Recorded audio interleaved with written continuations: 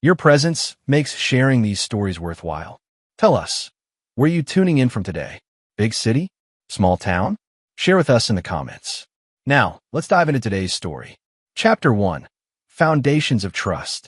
Russell Harmon stood at the bay window of his custom-built home, watching the autumn leaves scatter across his immaculately maintained lawn. At 42, he had built everything in his life. The construction company he'd grown from the ground up now employed over 100 people. The sprawling 5-bedroom house in Greenwich, Connecticut reflected 20 years of disciplined work and sacrifice. Morning, handsome. Vanessa's arms encircled his waist from behind, her jasmine perfume enveloping him. She rested her head against his back, and he felt the familiar warmth of her body through his shirt. Morning, Russell replied, covering her hands with his. After 12 years of marriage, her touch still calmed the relentless drive that pushed him forward each day. Russell turned to face his wife. At 39, Vanessa still carried the ethereal beauty that had stopped him in his tracks at a gallery opening all those years ago. Her auburn hair caught the morning light, framing high cheekbones and clever green eyes. He brushed a strand from her face. "Big meeting today?" she asked, smoothing his tie. "Department of Parks contract. If we land it, we'll be set for the next 3 years." He kissed her forehead. "Should be home by 7. Want to do dinner?" "Can't tonight. I've got that charity auction for the Children's Hospital." She sipped her coffee.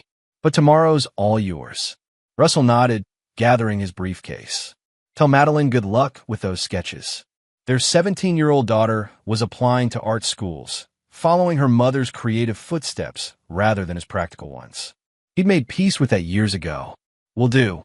Vanessa handed him his travel mug. "Oh, Noah called. Said he might drop by the site today."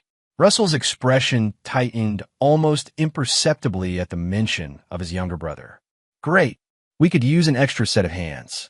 The brothers had always been a study in contrasts. Where Russell was methodical and reserved, Noah was impulsive and gregarious. For years Russell's junior, Noah had bounced between jobs until Russell had brought him into the company 5 years ago. Despite his brother's haphazard work history, Russell couldn't deny Noah's charm with clients or his eye for architectural detail.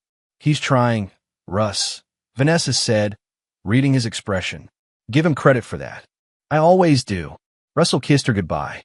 More credit than he deserves? Probably. The drive to the construction site gave Russell time to review his presentation mentally. The Harmon construction bid for the state park renovation project had been meticulously prepared. Russell had personally walked every inch of the proposed site, identifying potential complications and solutions. As he pulled into the temporary lot beside the partially finished community center, Russell spotted Noah's motorcycle parked haphazardly near the trailers.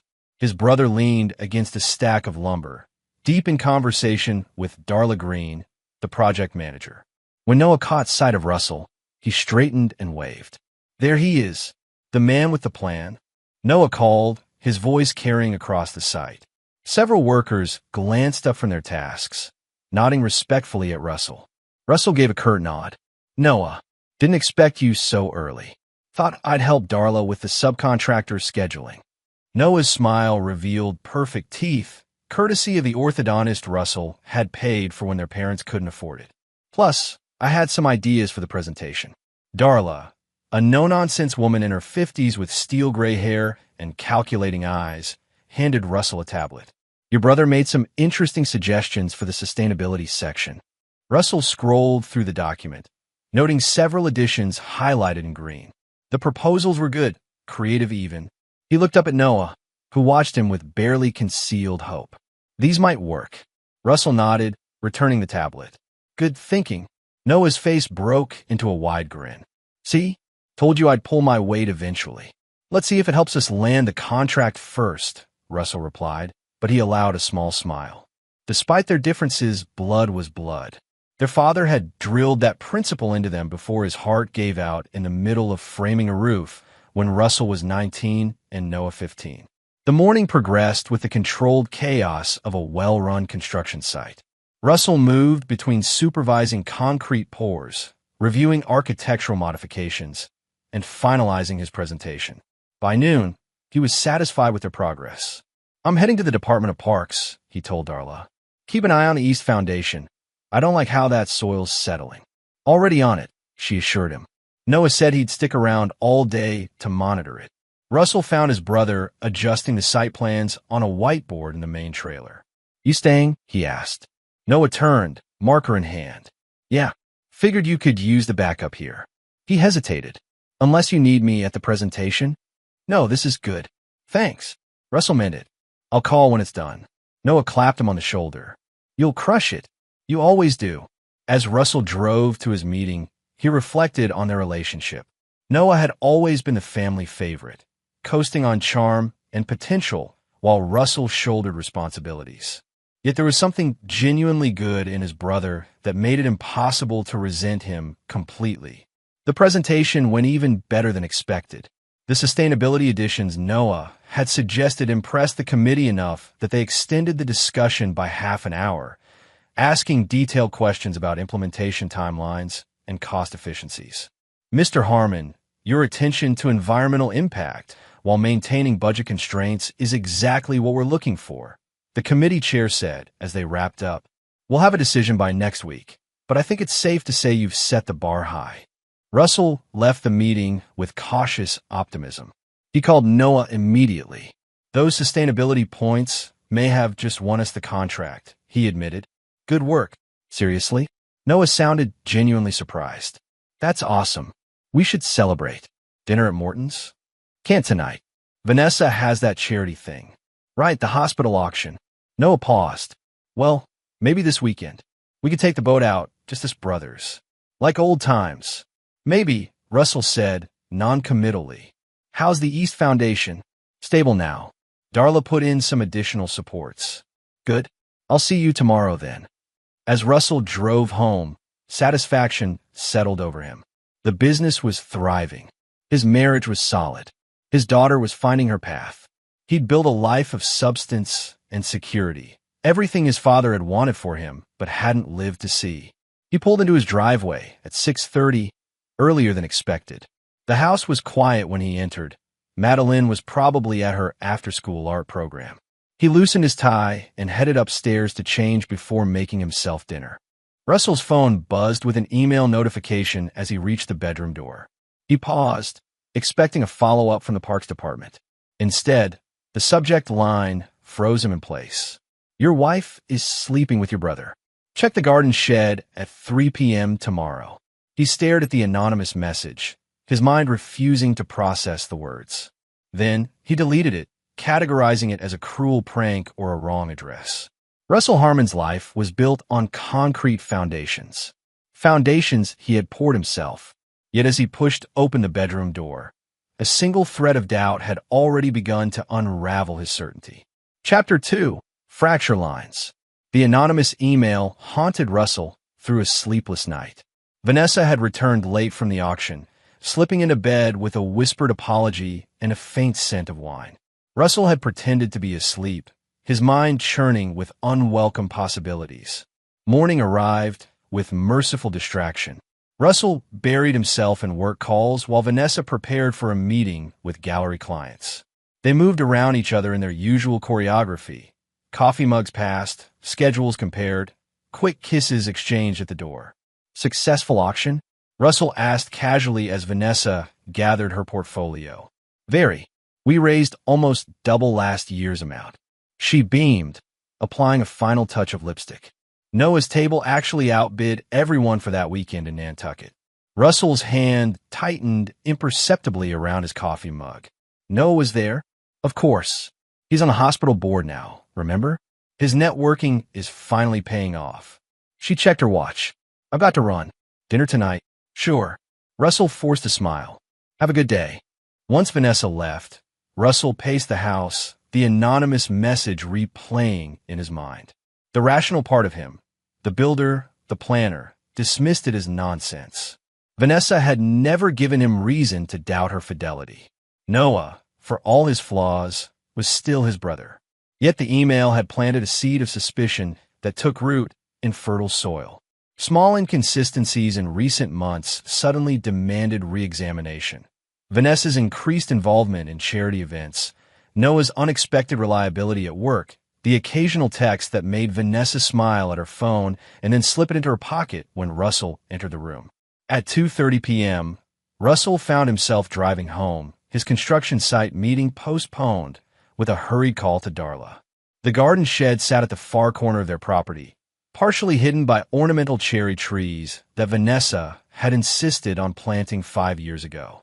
Russell had built the structure himself as a studio for Vanessa's larger art projects, insulating it for year-round use and adding north-facing windows for optimal light. He parked his car a block away and approached his property from the wooded public land that bordered their backyard. The November air bit through his jacket as he positioned himself behind a thick pine tree with a clear view of the shed's entrance and windows. At 2:55 p.m., Russell watched his brother's motorcycle turn into their driveway. Noah cut the engine and walked with unusual purpose toward the backyard. He glanced at the main house, confirming it was empty, before heading directly to the shed. Russell's heart hammered against his ribs as Noah knocked lightly on the door. It opened immediately, revealing Vanessa in a simple sundress despite the autumn chill. She pulled Noah inside with an urgency that twisted in Russell's gut like a serrated blade. Moving silently along the tree line, Russell crept closer until he reached a position beside the large north window. The glass was partially fogged from the heat inside, but the scene was unmistakable. Vanessa and Noah stood locked in an embrace that left no room for brotherly interpretation. When they broke apart, Noah cupped Vanessa's face with a tenderness that made Russell physically ill. "Did you tell him about us yet?" Noah's voice carried faintly through the glass. Vanessa shook her head. "I need more time. He's got the parks contract pending and Madeline's college applications." Her fingers traced Russell's brother's jawline. "After the holidays. We'll start fresh in January. You've been saying that for months, Van." Noah caught her hand, kissing her palm. "I'm tired of sneaking around. He deserves to know, and he will." Vanessa sighed. "But you know Russell. He's all about control, about appearances. This would destroy him." Noah pulled her closer. "Or maybe it'll finally force him to see what his obsession with perfection has cost him." "Cost you?" "Maybe," Vanessa murmured, before their lips met again. Russell stumbled backward, while rising in his throat. He barely made it behind the tree line before vomiting violently, his breakfast splashing against fallen leaves. His vision tunneled as 12 years of marriage collapsed like a demolition site. The walk back to his car passed in a fog of disbelief. Russell drove aimlessly for hours, his knuckles white on the steering wheel. By the time rational thought returned, the sun was setting, and he found himself parked at his first construction site, a modest 3-bedroom ranch he'd built fresh out of trade school. His phone showed 6 missed calls, 2 from Vanessa, 3 from the office, 1 from Noah. A text from his wife asked where he was, mentioned she was worried, said dinner was waiting. The casual normalcy of it landed like a blow. Russell considered his options. He could confront them immediately, but what would that accomplish? A messy divorce, division of assets, damage to the company's reputation, trauma for Madeline in her senior year. His life's work shattered by emotional impulse. No, Russell Harmon hadn't built his existence by yielding to emotion. He'd built it through planning, through patience, through seeing 10 steps ahead while others reacted to what was directly before them. He started the car and drove to a specialty electronics store 2 towns over. By the time he returned home at 9 p.m., he'd spent over $4,000 and had formulated the beginnings of a plan. "Where have you been?" Vanessa met him at the door, concern etched on her face. "I've been calling for hours. Emergency at the Thompson site. Water main break." The lie came easily, wrapped in plausible details. "Forgot to charge my phone. Sorry to worry you." Vanessa studied his face. "You look terrible. Have you eaten? Grab something on the way." Russell moved past her, the shopping bags concealed in his briefcase. "I'm going to shower and turn early. Big day tomorrow." In the bathroom, Russell braced himself against the sink, meeting his reflection's hollow gaze. The man staring back looked exactly the same as yesterday, yet everything had changed. The foundation of his life had been compromised, and like any good builder, Russell knew that unseen damage was the most dangerous kind. That night, while Vanessa slept beside him, Russell finalized his approach. He wouldn't react, he would respond. He wouldn't destroy, he would rebuild. But first, he needed evidence, needed to understand the full scope of the betrayal. The next morning, Russell called Darla. "I need to take some personal time," he told her. "Family matter. Can you handle things for a few days?" "Of course," she replied, her tone professional. "Everything okay? Just something I need to address." Russell hesitated. "If Noah asks, tell him I'm dealing with a potential client in Boston. I don't want him worried." "Understood." Darla paused. "Russell, if you need anything, I'll let you know," he promised, grateful for her discretion. Over the next week, Russell installed surveillance cameras throughout their property. High-definition, motion-activated, weather-resistant models hidden in light fixtures, garden ornaments, and trees. 2 were carefully positioned to monitor the garden shed from different angles. 3 more covered the house entrances. Inside, he placed devices in common areas, disguised as everyday objects. He set up the monitoring system in his office downtown, in a locked cabinet only he could access. Each night after work, Russell reviewed the footage, building a comprehensive picture of the affair. The evidence accumulated like debris after a storm. Noah visited the shed 3 times that week alone.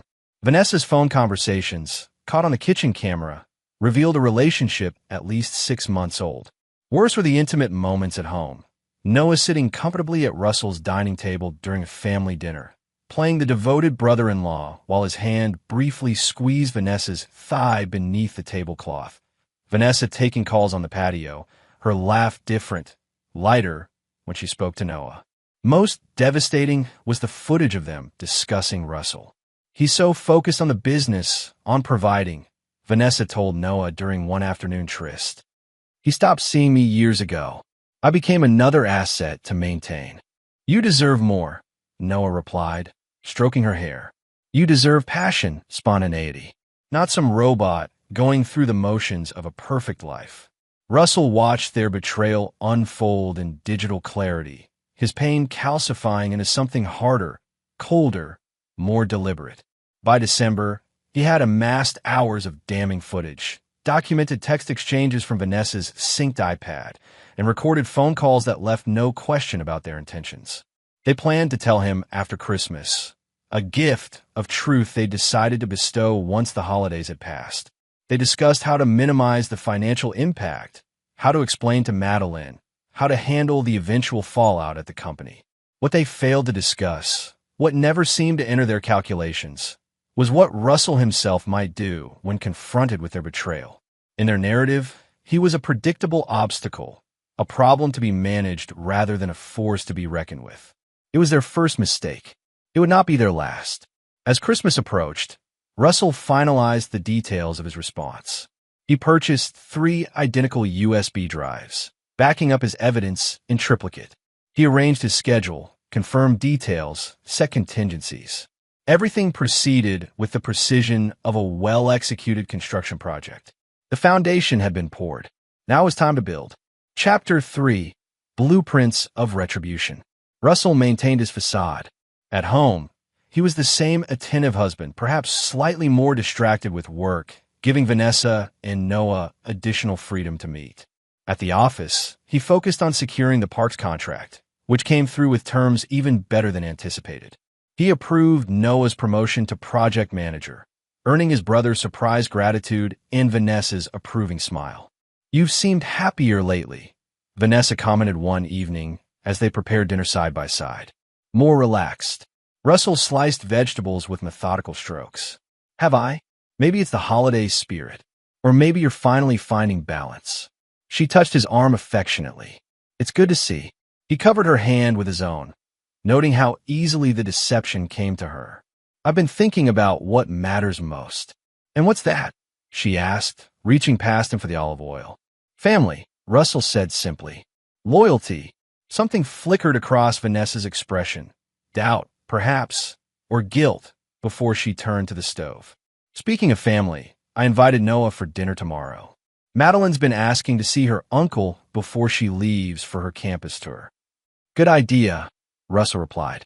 I've been meaning to discuss the Wilson Project with him anyway. The Wilson Project was entirely fictional, a test to see if Noah would pretend knowledge of it later. Sure enough, at dinner the following night, Noah seamlessly incorporated it into conversation. How's the Wilson Project coming along? He asked, refilling his wine glass. Any progress on those permit issues? Russell's daughter Madeline glanced up from her plate. What's the Wilson Project? Another boring office building. Marina development. Noah answered smoothly. Your dad's turning an old industrial dock into luxury apartments. Russell nodded, filing away this confirmation of Noah's willingness to lie. Slowly but surely, the environmental assessment is the current hurdle. Later that evening, after Madeline had retreated to her room and Vanessa was loading the dishwasher, Noah cornered Russell in his home office. Everything okay with you, Russ? His brother's concern seemed genuine. You've been different lately. Distracted. Russell leaned back in his chair, just thinking about the future. Making plans. Anything you want to talk about? Noah perched on the edge of the desk, an informal, brotherly gesture that now scraped against Russell's nerves like sandpaper. Not yet, Russell replied, still working through some details. Noah studied him for a moment. Well, I'm here if you need me. That's what brothers are for, right? The irony hung heavy in the air between them. Russell merely nodded, his expression revealing nothing. After Noah left, Russell retreated to the basement workroom where he'd established a secondary surveillance hub. Here, away from Vanessa's curious eyes, he monitored the growing archive of their betrayal while developing his strategy for the Christmas revelation. His plan required additional players. The following day, Russell arranged lunch with Garrett Washburn, his attorney and oldest friend. They met at a restaurant far from both office and home, ensuring privacy. You look like hell, Garrett observed bluntly, his weathered face creased with concern. What's going on? Business trouble. Personal, Russell replied. He pushed a sealed envelope across the table. I need you to hold this. Don't open it unless something happens to me in the next month. Garrett's hand stilled on his water glass. That sounds ominous. Are you in some kind of danger? Just a precaution. Russell maintained eye contact. I'm handling a delicate situation. This is insurance. Russell, Garrett lowered his voice, if someone's threatening you. No one's threatening me, Russell interrupted. Yet, but I'm about to make some significant changes, and I want to ensure everything's protected. The envelope contained copies of the surveillance evidence along with detailed instructions. Russell had known Garrett since college. They'd built their respective businesses in parallel, each serving as the other's advisor through professional and personal challenges. Garrett had been Russell's best man, had helped him navigate his parents' estate after their deaths, had never failed to provide straight counsel even when it wasn't welcome. Does this have something to do with the business? With Noah's involvement? Garrett pressed. Russell sipped his coffee. What makes you ask that? You've been carrying your brother for years. Even brought him into the company despite my advice. Garrett's gaze was shrewd. I know loyalty matters to you, but there's a difference between helping family and enabling them. Yes, Russell agreed softly. I'm beginning to understand that difference quite clearly. After extracting Garrett's promise to follow the instructions if necessary, Russell moved to his next appointment. Dr. Lillian Porter had been his personal physician for a decade, a no-nonsense woman whose discretion was as valued as her medical expertise. An MRI? She frowned at his request during his routine physical. What symptoms are you experiencing that would warrant that? Headaches, disorientation, some memory issues. Russell delivered the fabricated symptoms with just enough hesitation to seem like a reluctant patient. Probably nothing, but I'd rather know. Dr. Porter's examination found no abnormalities, but she ultimately agreed to order the scan, scheduling it for the following week. Russell didn't plan to keep the appointment. He simply needed the official request in his medical record. The final piece involved a conversation with Madeline. Russell found his daughter in her studio space, a converted attic room where canvases in various stages lined the walls. Her talent was undeniable, bold, abstract compositions that revealed both technical skill and emotional depth. These are remarkable, Russell said, genuinely impressed by her latest work. You've really found your voice. Madeline looked up, surprise softening into pleasure at his presence. Their relationship had always been cordial but somewhat distant.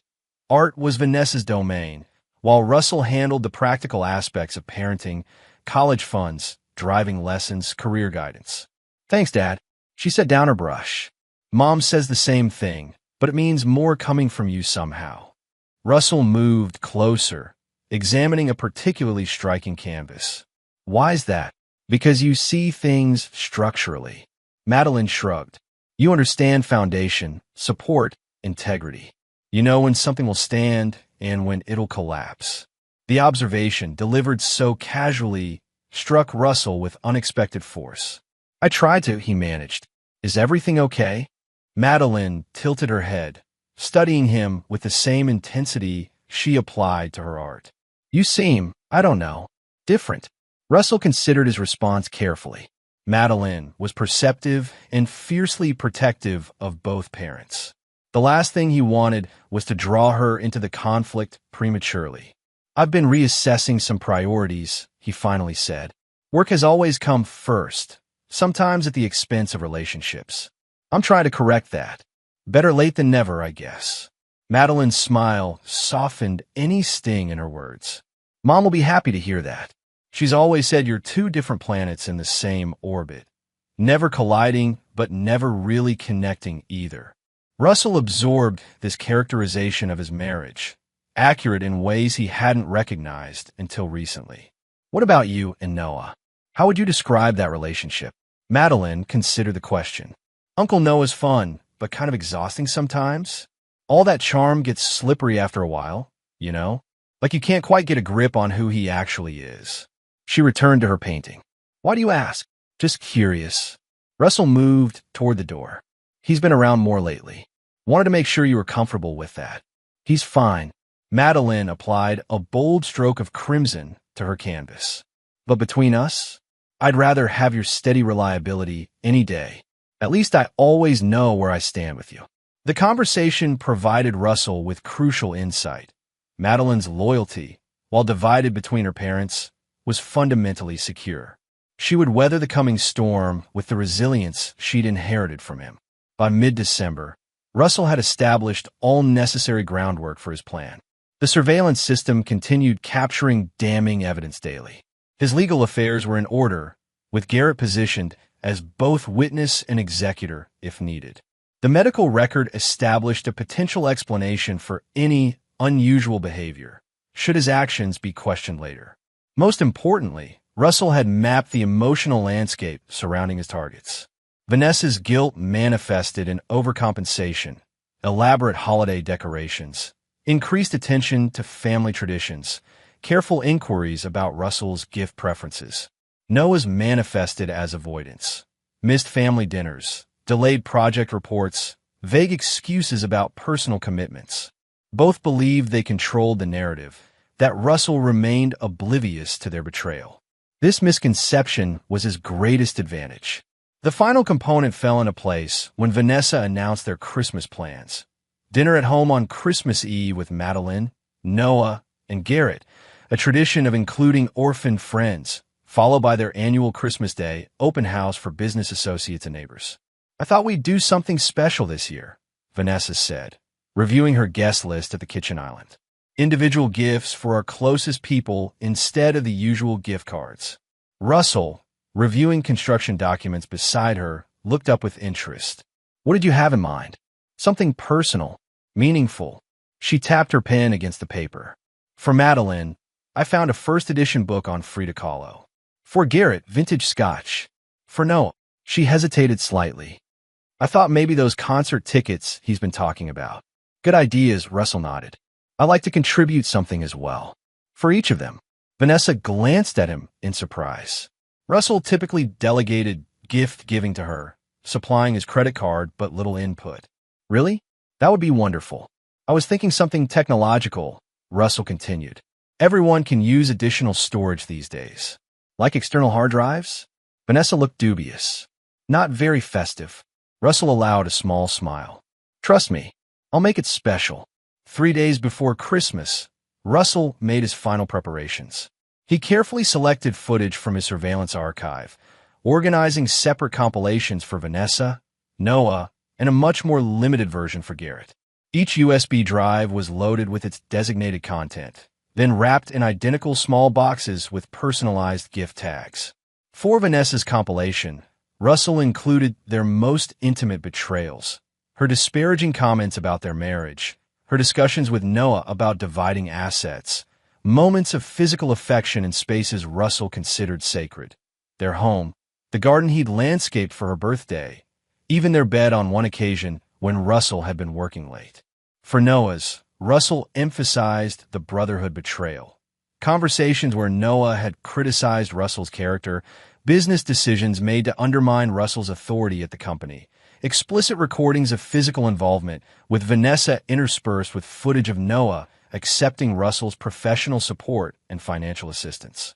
For Garrett, Russell provided only enough evidence to establish the affair's existence and his awareness of it, along with a time-stamped document outlining Russell's mental state and intentions.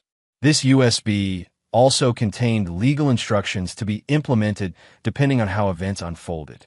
On December 23rd, Russell placed the wrapped USB packages in his office safe, then drove to the construction company for a final review of his professional arrangements.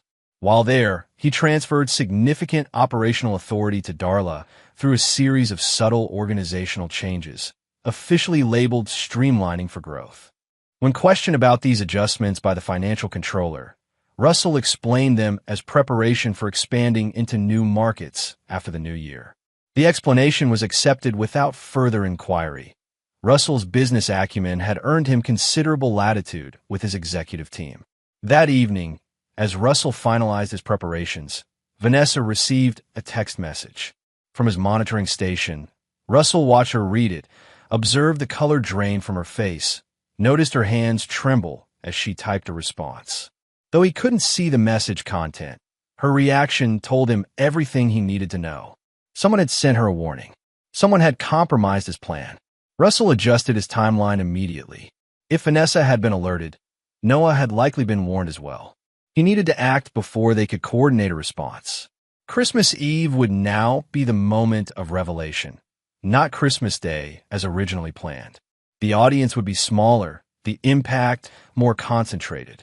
The stage was set for a more intimate destruction. Russell pocketed the key to his safe, straightened his tie, and prepared to join his wife for dinner. Whatever warning they'd received, it was already too late. The trap had been set months ago, and they'd been walking deeper into it with every secret meeting, every whispered conversation, every betrayal.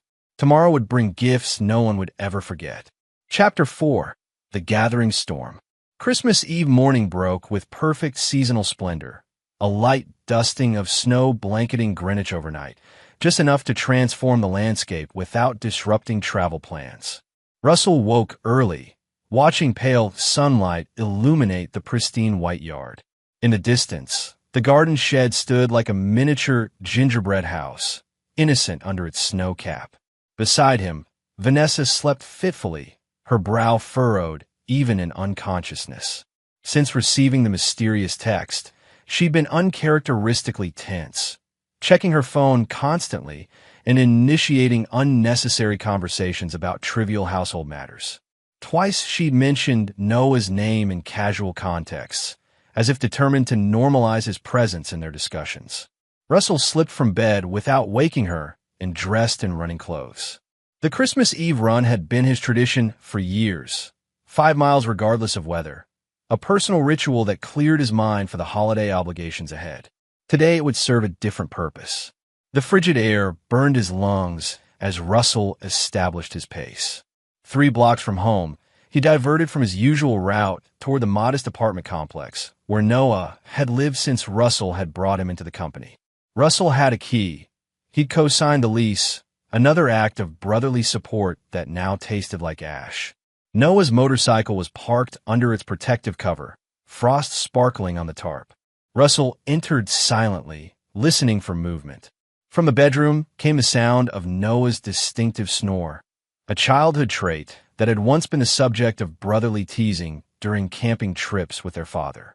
Moving systematically through the apartment, Russell gathered what he needed.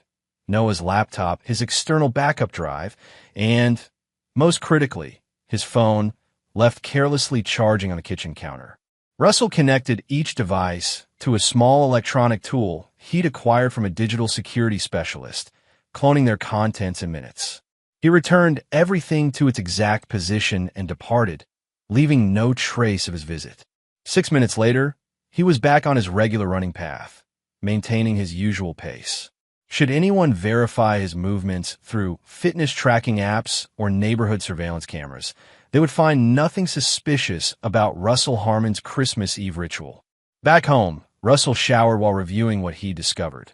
The warning text had indeed come from someone identifying themselves only as a friend, alerting both Vanessa and Noah that Russell knows everything, and they should be careful at Christmas. The message had triggered a flurry of panicked communications between the lovers, debate about whether to confront Russell immediately or proceed with their original timeline, and ultimately a decision to act normal, while expediting their post-holiday plans. Most importantly, Russell had confirmed the source of the warning: Lynn Palmer, Vanessa's gallery assistant and closest confidant. A simple text exchange on Noah's phone revealed Lynn had overheard Russell speaking with Garrett at a restaurant, connecting enough fragments to suspect that Russell had discovered the affair. This leak presented both challenge and opportunity. Russell made a quick adjustment to his plan, then headed downstairs to join the holiday preparations. The house had been transformed into a Christmas showcase. Vanessa had outdone herself this year, perhaps driven by subconscious guilt. Fresh pine garlands draped every doorway, cinnamon-scented candles glowed on tabletops, and the 12-foot tree in the great room sparkled with ornaments collected over their years together, including the hand-painted ceramic stars they'd exchanged during their first Christmas as a couple. Madeline was already in the kitchen, assembling ingredients for her contribution to dinner, an elaborate cheese soufflé she'd perfected during her culinary phase 2 years prior. "Morning, Dad," she greeted him, measuring flour. "Productive run?" "Very," Russell replied, pouring himself coffee. "Need any help with that?" Madeline gave him a skeptical look. "The man who burns microwave popcorn wants to help with a soufflé? I think not." Russell laughed, genuinely despite everything. "Fair point. I'll stick to table setting." Vanessa emerged, wrapped in the cashmere robe Russell had given her last Christmas. Her smile seemed forced, her movements slightly too deliberate as she kissed Madeline's cheek and squeezed Russell's arm. "Everything on schedule?" she asked, accepting the coffee mug he offered. "Right on track," Russell confirmed, meeting her eyes steadily. "Should be our most memorable Christmas yet." Something in his tone made Vanessa's hand tighten around her mug. "That's the goal," she said after a beat. "Oh, Garrett called. He's bringing that woman from his office. Simone? Said you told him it was fine." "Absolutely," Russell nodded. "The more the merrier." This was untrue. Russell had specifically asked Garrett to come alone, and his friend would never have altered such arrangements without consultation. The fabrication was Vanessa's clumsy attempt to dilute the evening's intimacy by adding an unknown element. And Noah texted. Vanessa continued with studied casualness. "He's running a little late. Client emergency." Another lie. Noah had spent the morning frantically researching divorce attorneys who specialized in business assets, according to his browsing history. Russell merely nodded, allowing Vanessa to believe her deceptions were successful. The day progressed with surface normality overlaying simmering tension. Russell handled his assigned duties, setting the formal dining table, building the traditional evening fire, retrieving the special occasion wine from the cellar. Vanessa prepared the prime rib and Yorkshire pudding that had been their Christmas Eve menu since their second year of marriage. Madeline alternated between cooking assistance and texting friends about their holiday activities. At 4:30 p.m., Russell excused himself to retrieve the final gifts from his office safe. The 3 USB packages sat exactly as he'd left them, gleaming with metallic ribbon and personalized gift tags. He added them to the elegant gift bag containing Vanessa's official present, an emerald necklace she'd admired months ago, chosen now for its bitter symbolism. Emeralds were traditional 20th anniversary stones, a milestone they would never reach. When Russell returned, Vanessa was arranging fresh flowers in the dining room, her back to the entryway. He paused, studying his wife of 12 years. The graceful line of her neck, the auburn hair now threaded with subtle silver at the temples, the hands that had once cupped his face with genuine love. For a moment, grief threatened to overtake his resolve. "Those look beautiful," he said quietly. Vanessa started, nearly dropping a stem. "You startled me." Her laugh sounded brittle. "Thank you. I wanted everything to be perfect tonight." "It will be," Russell assured her, setting the gift bag beneath the tree. One way or another. At precisely 6 p.m., Garrett arrived, alone, as Russell had requested. His shrewd eyes took in the tense atmosphere immediately, though his social graces remained impeccable as he handed Vanessa a bottle of champagne and complimented the decorations. "Merry Christmas, Russell." Garrett embraced his friend with unusual solemnity. "Everything all right?" "Soon will be," Russell replied quietly. "Follow my lead tonight." Garrett gave an imperceptible nod, then turned to greet Madeline with avuncular enthusiasm. Noah arrived 20 minutes late, his typical punctuality compromised by obvious anxiety. He carried too many packages, laughed too loudly at Madeline's sarcastic welcome, and made a show of appreciating the holiday decorations he'd barely acknowledged in previous years. Most tellingly, he maintained physical distance from Vanessa, positioning Garrett or Madeline between them whenever possible. This unnatural choreography would have been Russell's first clue had he not already possessed irrefutable evidence of their relationship. Dinner proceeded with superficial pleasantness. The food was excellent, the wine well chosen, the conversation carefully steered towards safe topics.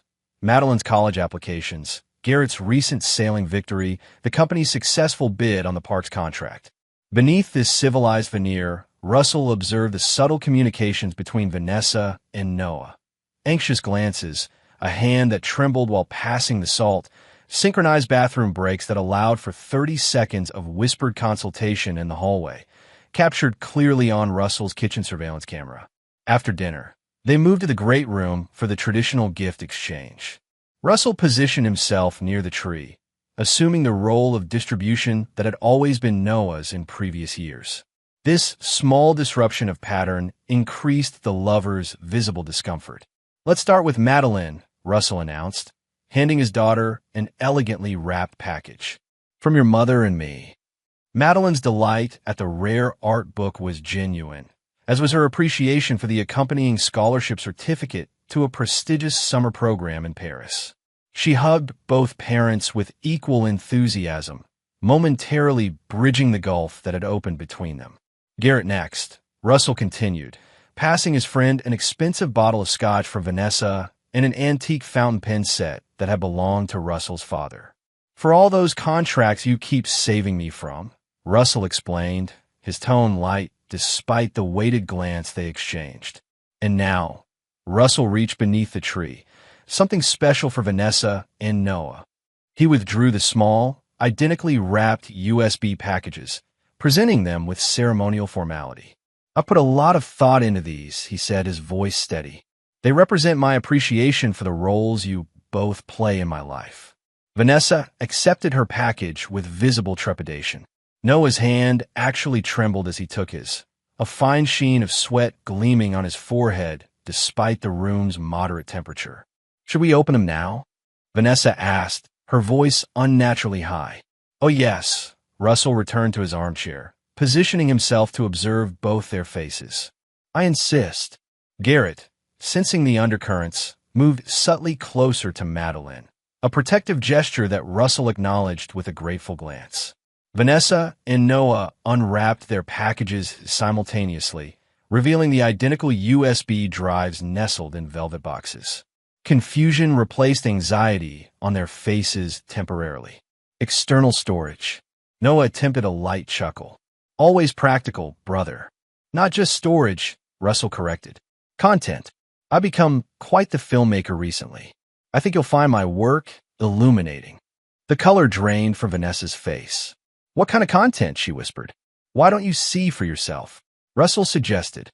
"Madeline, would you mind getting my laptop from the study? And the portable projector?" Sure. Madeline rose, oblivious to the tension thickening the air. Movie night on Christmas Eve? New tradition. Something like that. Russell smiled tightly. Hurry back. The moment Madeline left the room, Vanessa lunged to her feet. Russell, whatever you think you know. I don't think, Russell interrupted calmly. I know. 6 months, 3 weeks, and 4 days.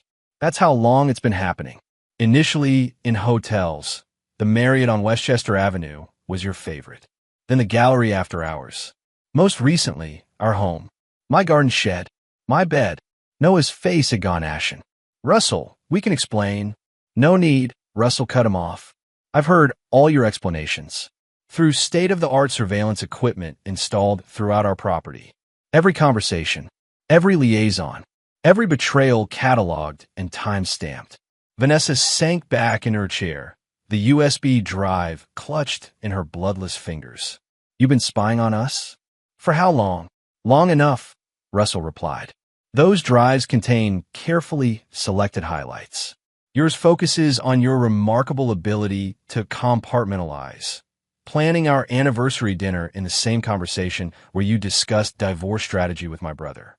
Noah's emphasizes his talent for simultaneous backstabbing and handshaking, accepting my financial support while undermining me professionally and personally.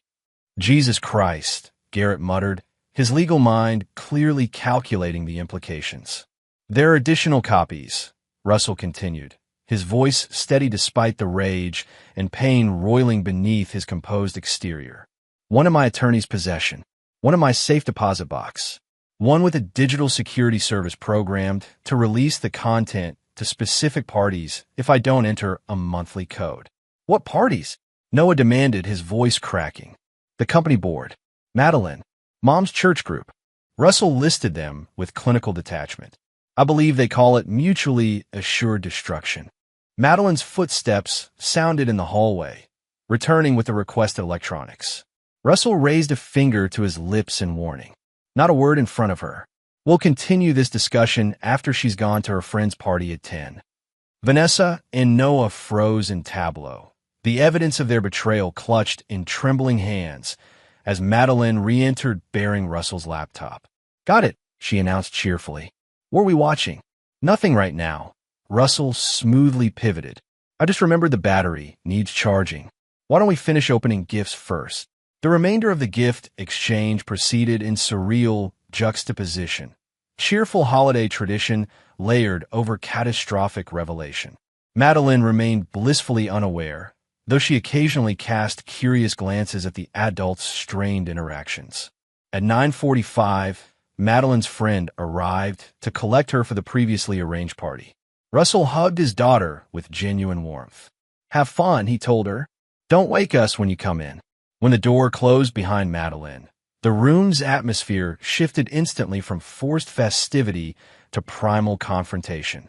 Vanessa was the first to speak, her voice raw with emotion. What do you want, Russell? To humiliate us? To destroy us? Her hands twisted together in her lap. Is this revenge? This is consequence, Russell corrected, pouring himself another measure of scotch. Garrett, would you mind giving us some privacy? This is family business. Are you sure? Garrett's concern was evident. I'm happy to stay if you need a witness. I have all the witnesses I need. Russell gestured toward the ceiling, where one of his hidden cameras was positioned in a smoke detector. But thank you. After Garrett's reluctant departure, Russell settled into his chair, studying the two people who had betrayed him most profoundly. Their performance of righteousness had evaporated, replaced by the naked fear of exposure. So, Russell said quietly, shall we discuss terms? Chapter 5. Terms of Engagement. A heavy silence blanketed the room after Garrett's departure. Russell remained seated, one leg casually crossed over the other, the picture of composure. Vanessa and Noah had instinctively drawn closer together on the sofa, united now in their exposed guilt. Terms. Noah finally broke the silence, his voice hoarse. What kind of terms are you offering? Russell took a measured sip of scotch. I'm not offering anything. I'm dictating conditions under which we all might survive this with minimal collateral damage. You can't be serious, Vanessa whispered, her face ashen beneath her carefully applied makeup. You're threatening to destroy our lives unless we— What? Beg forgiveness? Crawl away in shame? Destruction is coming regardless, Russell replied evenly. The question is scope and scale. Right now, this remains contained, a private betrayal with private consequences. If you fight me, it becomes public, professional, legal. The Christmas tree lights cast colored shadows across their faces, the festive patterns incongruous against the tableau of family implosion. Outside, carolers could be heard moving through the neighborhood, their harmonies floating disconnected through the winter air. What exactly do you want? Noah leaned forward, attempting to reclaim some control of the situation. Russell set down his glass. First, complete honesty. How long has this been going on? The real timeline, not what I've pieced together from surveillance. Vanessa and Noah exchanged glances, a silent calculation passing between them. Finally, Vanessa spoke. 14 months, she admitted, her gaze dropping to her hands. Since the Thompson project opening. The revelation landed like a physical blow, though Russell maintained his composed expression. His earliest footage had captured them only 6 months ago. The betrayal ran deeper than he'd confirmed. The night I was hospitalized with pneumonia, Russell noted with grim understanding. While I was on 4 antibiotics, you were initiating an affair with my brother. Noah flinched visibly. It wasn't planned, Russell. It just happened. Nothing just happens for 14 months, Russell countered. Continue. I want details. For the next hour, Russell extracted the affair's complete history through precise, unemotional questioning. The Thompson Project celebration dinner, where Noah had comforted Vanessa during Russell's absence. The first kiss in the gallery storeroom 3 weeks later. The progression from emotional affair to physical relationship during a business trip Russell had been too ill to attend. The careful coordination of schedules, the alibi system they developed, the private email accounts and burner phones. Each revelation was documented by Russell's ever-present recorder, his expression revealing nothing while his internal architecture absorbed repeated seismic shocks. Enough, he finally said, raising a hand to halt Noah's stammering explanation of their post-divorce plans. I understand the situation clearly now. What are you going to do? Vanessa asked, her voice small. Russell stood, pacing deliberately before the fireplace. That depends entirely on your compliance with my terms. He turned to face them, his back to the fire, features cast in shadow. First, the marriage is over. Vanessa, you'll move out tomorrow, Christmas Day. Tell Madeline whatever story you prefer, but you'll be gone before our guests arrive for the open house. Vanessa gasped. Tomorrow? That's impossible. Where would I go? What about Madeline? You have a lover with an apartment, Russell replied coldly. And Madeline is 18, legally an adult. She can decide her own visitation schedule. Noah shifted uncomfortably. Russ, be reasonable. It's Christmas. At least give Vanessa until after the holidays. Second, Russell continued as if Noah hadn't spoken. The divorce will proceed according to the terms outlined in our prenuptial agreement. No contests, no delays, no attempts to claim business assets. The prenup is 12 years old, Vanessa protested. My lawyer will argue. Your lawyer will receive copies of my surveillance footage if you contest a single comma, Russell interrupted. Most states frown on adultery, particularly when it involves family members.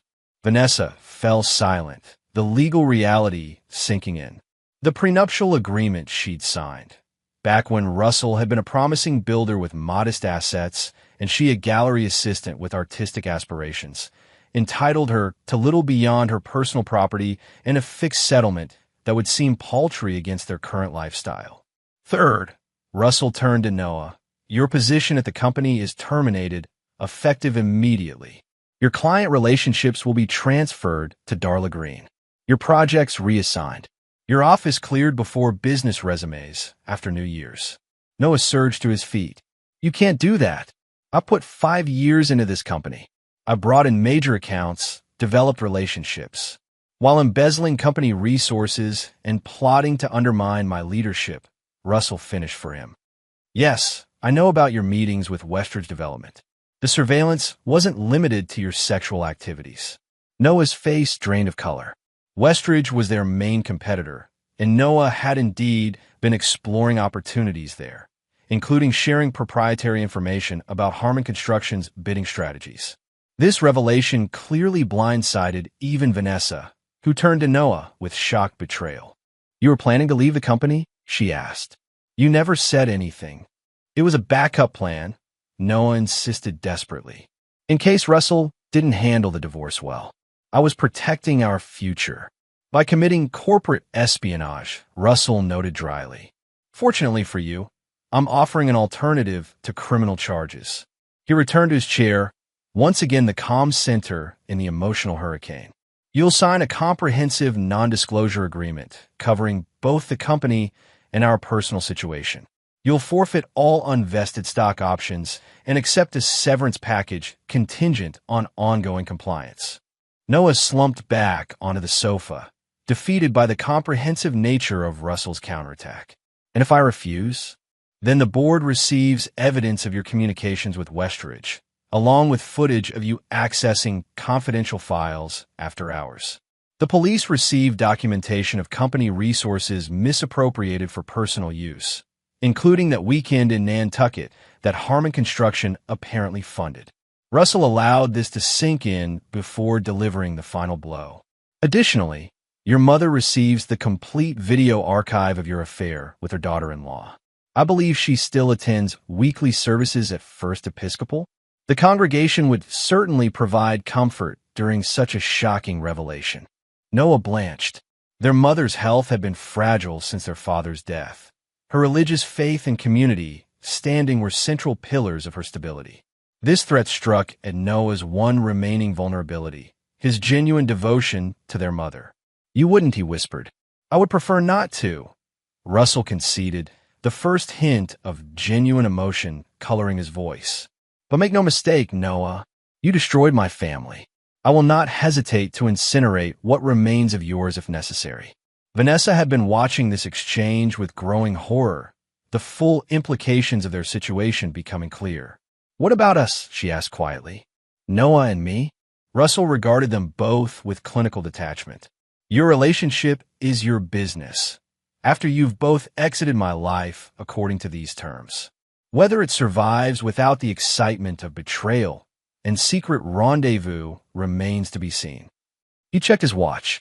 "It's nearly midnight. Christmas Day begins in 7 minutes. You have until then to accept these terms, or I upload selected footage to the cloud where it will be automatically distributed tomorrow morning." The ultimatum hung in the air like smoke. Noah and Vanessa exchanged desperate glances. Their romantic partnership suddenly transformed into a survival pact. "This is blackmail," Vanessa finally said, though her tone lacked conviction. "This is efficiency," Russell corrected. "I'm offering the cleanest possible amputation, a chance to cauterize the wound and move forward without permanent destruction on all sides." He leaned forward slightly. "For minutes remaining." "I accept," Noah said abruptly, his shoulders sagging in defeat. "I'll sign whatever you want." Vanessa stared at him in disbelief. "Just like that? You're giving up everything we planned?" "We have no choice, Van," Noah replied bitterly. "He has everything: evidence, legal advantage, financial control. We either accept his terms or lose everything anyway, plus face public humiliation." Russell observed their disintegration with grim satisfaction. The unity they demonstrated in betraying him was crumbling under pressure, revealing the fragile foundation of their relationship. 2 minutes, he noted. Vanessa closed her eyes briefly, then nodded. "I accept the terms. I'll be gone tomorrow." "A wise decision," Russell confirmed, pressing a button on his phone. "Garrett will deliver the necessary paperwork tomorrow afternoon. Sign immediately and return it with him." The grandfather clock in the hallway began its solemn midnight chime, marking Christmas Day's arrival. Russell stood, adjusting his sleeves. "Merry Christmas," he said without inflection. "You're welcome to let yourselves out. I suggest removing any personal items you wish to keep, Vanessa. The locks will be changed by noon." He moved toward the stairs with measured steps, then paused, turning back to face the shattered remains of his family. "One final condition. Madeline returns from her party at approximately 1 a.m.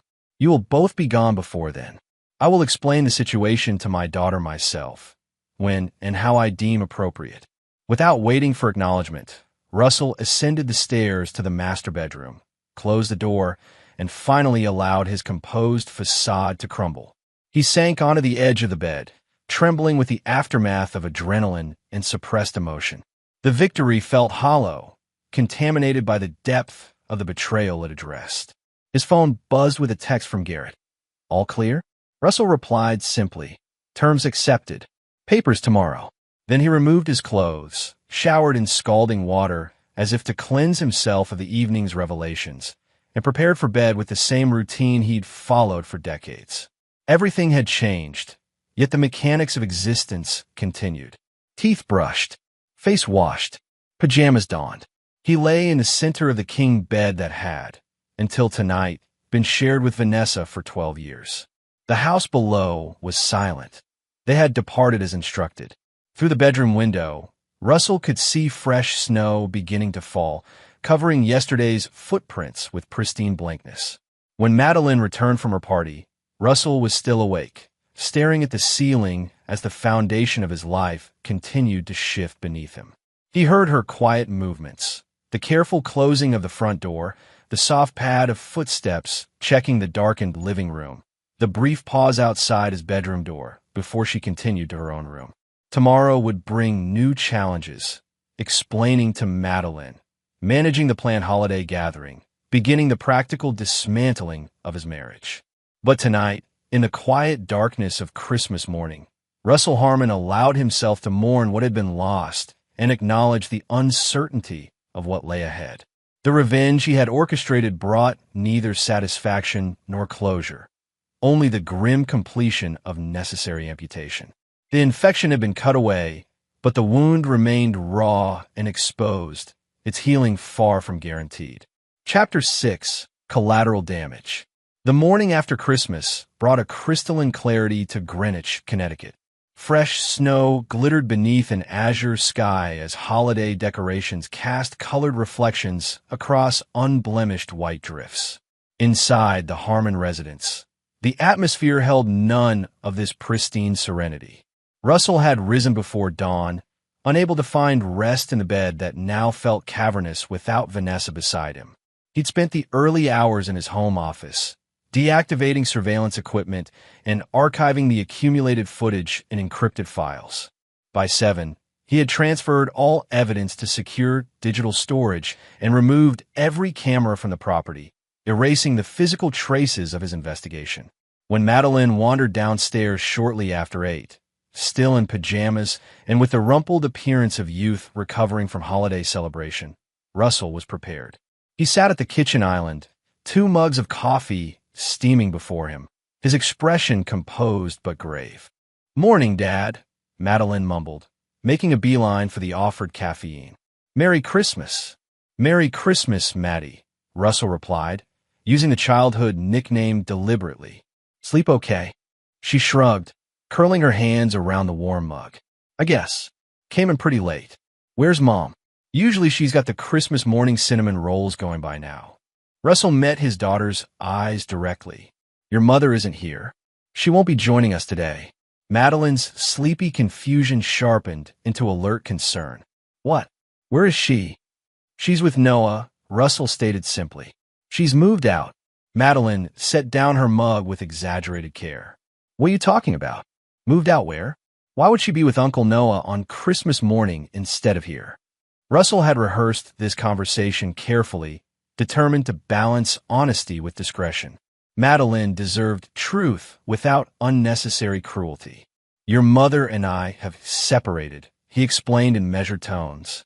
"It's been developing for some time, though the timing is unfortunate."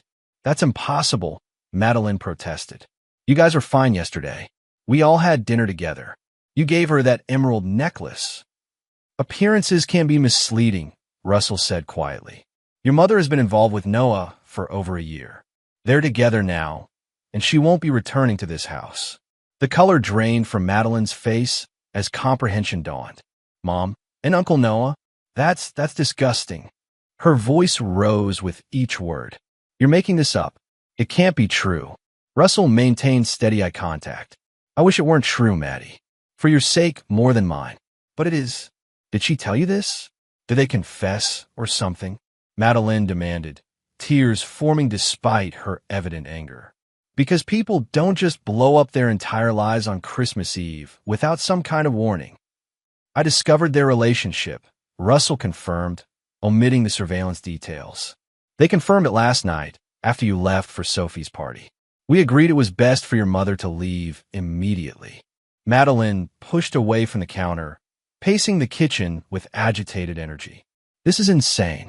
Completely insane. I'm calling her. She grabbed her phone from her pajama pocket, but Russell made no move to stop her. This reaction had been anticipated. The confrontation was inevitable. Vanessa answered on the third ring, her voice wary. Madeline? Merry Christmas, sweetheart. Where are you? Madeline demanded, putting the call on speaker without prompting. A brief hesitation. I'm with your Uncle Noah. Something's happened. Are you sleeping with him? Madeline's directness sliced through any pretense. Dad says you've been having an affair and you've left us. On Christmas. Silence stretched painfully before Vanessa replied. It's complicated, Maddie. Your father and I have had problems for years. Noah and I, it didn't start out. Oh my God. Madeline cut her off, horror and disgust mingling in her expression. It's actually true. I never wanted to hurt you. Vanessa's voice cracked with emotion. This isn't how we planned to tell you. Your father forced. Don't. Russell interrupted with quiet authority. Don't make this about timing or approach. Own your decisions, Vanessa. Madeline stared at the phone, then at her father, tears now flowing freely. How could you do this? Both of you? Our whole family. Was any of it even real? Of course it was real, Vanessa insisted desperately. I love you more than anything, Madeline. That hasn't changed. I want to see you to explain. I don't want your explanations. Madeline shouted, her composure shattering completely. I don't want to see either of you. God, Uncle Noah, how could you be so? Words failed her as sobs took over. Russell moved to his daughter's side, placing a supportive hand on her shoulder. She didn't shrug it off, which he counted as a small victory. Madeline, please, Vanessa pleaded. Let me come get you. You shouldn't be alone on Christmas. I'm not alone, Madeline responded, leaning slightly into Russell's touch. I'm with Dad. The simple declaration hung in the air, its implications cutting deeper than any deliberate cruelty could have. In that moment, Madeline had chosen sides, and Vanessa understood the magnitude of what she'd lost. I see. Vanessa's voice had gone very quiet. When you're ready to talk, I'll be here. Don't hold your breath, Madeline snapped, ending the call with trembling fingers. She turned to Russell, anger temporarily overshadowing grief. Did you know? Before yesterday, I mean. Were there signs I missed? Russell considered his response carefully. There were inconsistencies I noticed eventually, he acknowledged. But I trusted them both completely. Perhaps too completely. This partial truth seemed to satisfy Madeline, who collapsed onto a kitchen stool, emotional exhaustion evident in every line of her body. What happens now? To all of us. Your mother and I will divorce, Russell explained gently. You're 18, so custody isn't a legal issue, but you're welcome to live here as long as you want, through college and beyond if necessary. And the holiday party? The guests will be here in a few hours. Russell had already addressed this complication. I've canceled it. Garrett is contacting everyone with our apologies. Family emergency. Madeline nodded, seemingly relieved to be spared the performance of holiday cheer. What about Noah? Is he still working for you? No. Russell's tone hardened slightly. His employment has been terminated. Good, Madeline said with unexpected vehemence. He deserves worse. They sat in silence for several minutes, the festive decorations surrounding them in grotesque contradiction to the moment's gravity. Finally, Madeline looked up at her father, her expression vulnerable yet determined. I'm supposed to go to Boston tomorrow, she said, referring to her planned visit to potential colleges. Do you think I should cancel? Russell recognized the importance of this question. Madeline was seeking guidance on whether to allow this crisis to derail her future plans, whether normal life could or should continue amid emotional devastation. "I think you should go," he advised gently. "Education remains important, regardless of family difficulties, and some distance from this situation might provide helpful perspective." Madeline nodded slowly. "Will you be okay? Here alone?" The question caught Russell off guard. Throughout the marriage, he had been the family's emotional foundation. No one had ever inquired about his well-being with such genuine concern. "I'll manage," he assured her, touched by her consideration. "I've got the business to focus on, and Garrett will help with the legal details." Madeline studied him with surprising perception. "You're being really calm about all this. If it were me, I'd be destroying everything they own." A flicker of genuine amusement crossed Russell's face. "Who says I'm not?" This hint of retribution seemed to satisfy something in Madeline. She straightened slightly, wiping away tears with renewed resolve. "What can I do to help?" "Live your life," Russell said simply. "Focus on your art, your college applications, your future." That's the best possible response to their choices. Madeline considered this, then nodded decisively. "Okay, but I'm still going to hate them for a while." "That's your right," Russell acknowledged. "Just don't let that hatred define you. They made their choices. We make ours." The remainder of Christmas Day passed in subdued activity. Russell and Madeline abandoned most holiday traditions, instead working together to reorganize the house, removing family photos that featured Noah, relocating Vanessa's personal items to the guest room for later collection, systematically reclaiming the space as their own. By evening, the physical evidence of betrayal had been largely erased, though emotional aftershocks continued to reverberate through quiet moments. They ordered Chinese food, an unprecedented departure from holiday tradition, and ate in the den while watching action movies that required minimal emotional investment. As promised, Garrett arrived late afternoon with legal documents for Russell's review. While Madeline retreated upstairs to pack for her Boston trip, the two men spoke quietly in Russell's office. Both signed without argument, Garrett confirmed, passing over the separation agreement and non-disclosure contracts. Vanessa looked shell-shocked. Noah seemed almost relieved, like he's been expecting consequences for years and is just glad the waiting is over. Russell examined the signatures with clinical detachment. "Any issues I should know about?" Vanessa mentioned challenging the prenup, but I reminded her about your evidence archive. Garrett hesitated. "Russell, are you sure about this approach? It's legally sound, but extraordinarily severe. They'll have minimal assets, restricted professional options.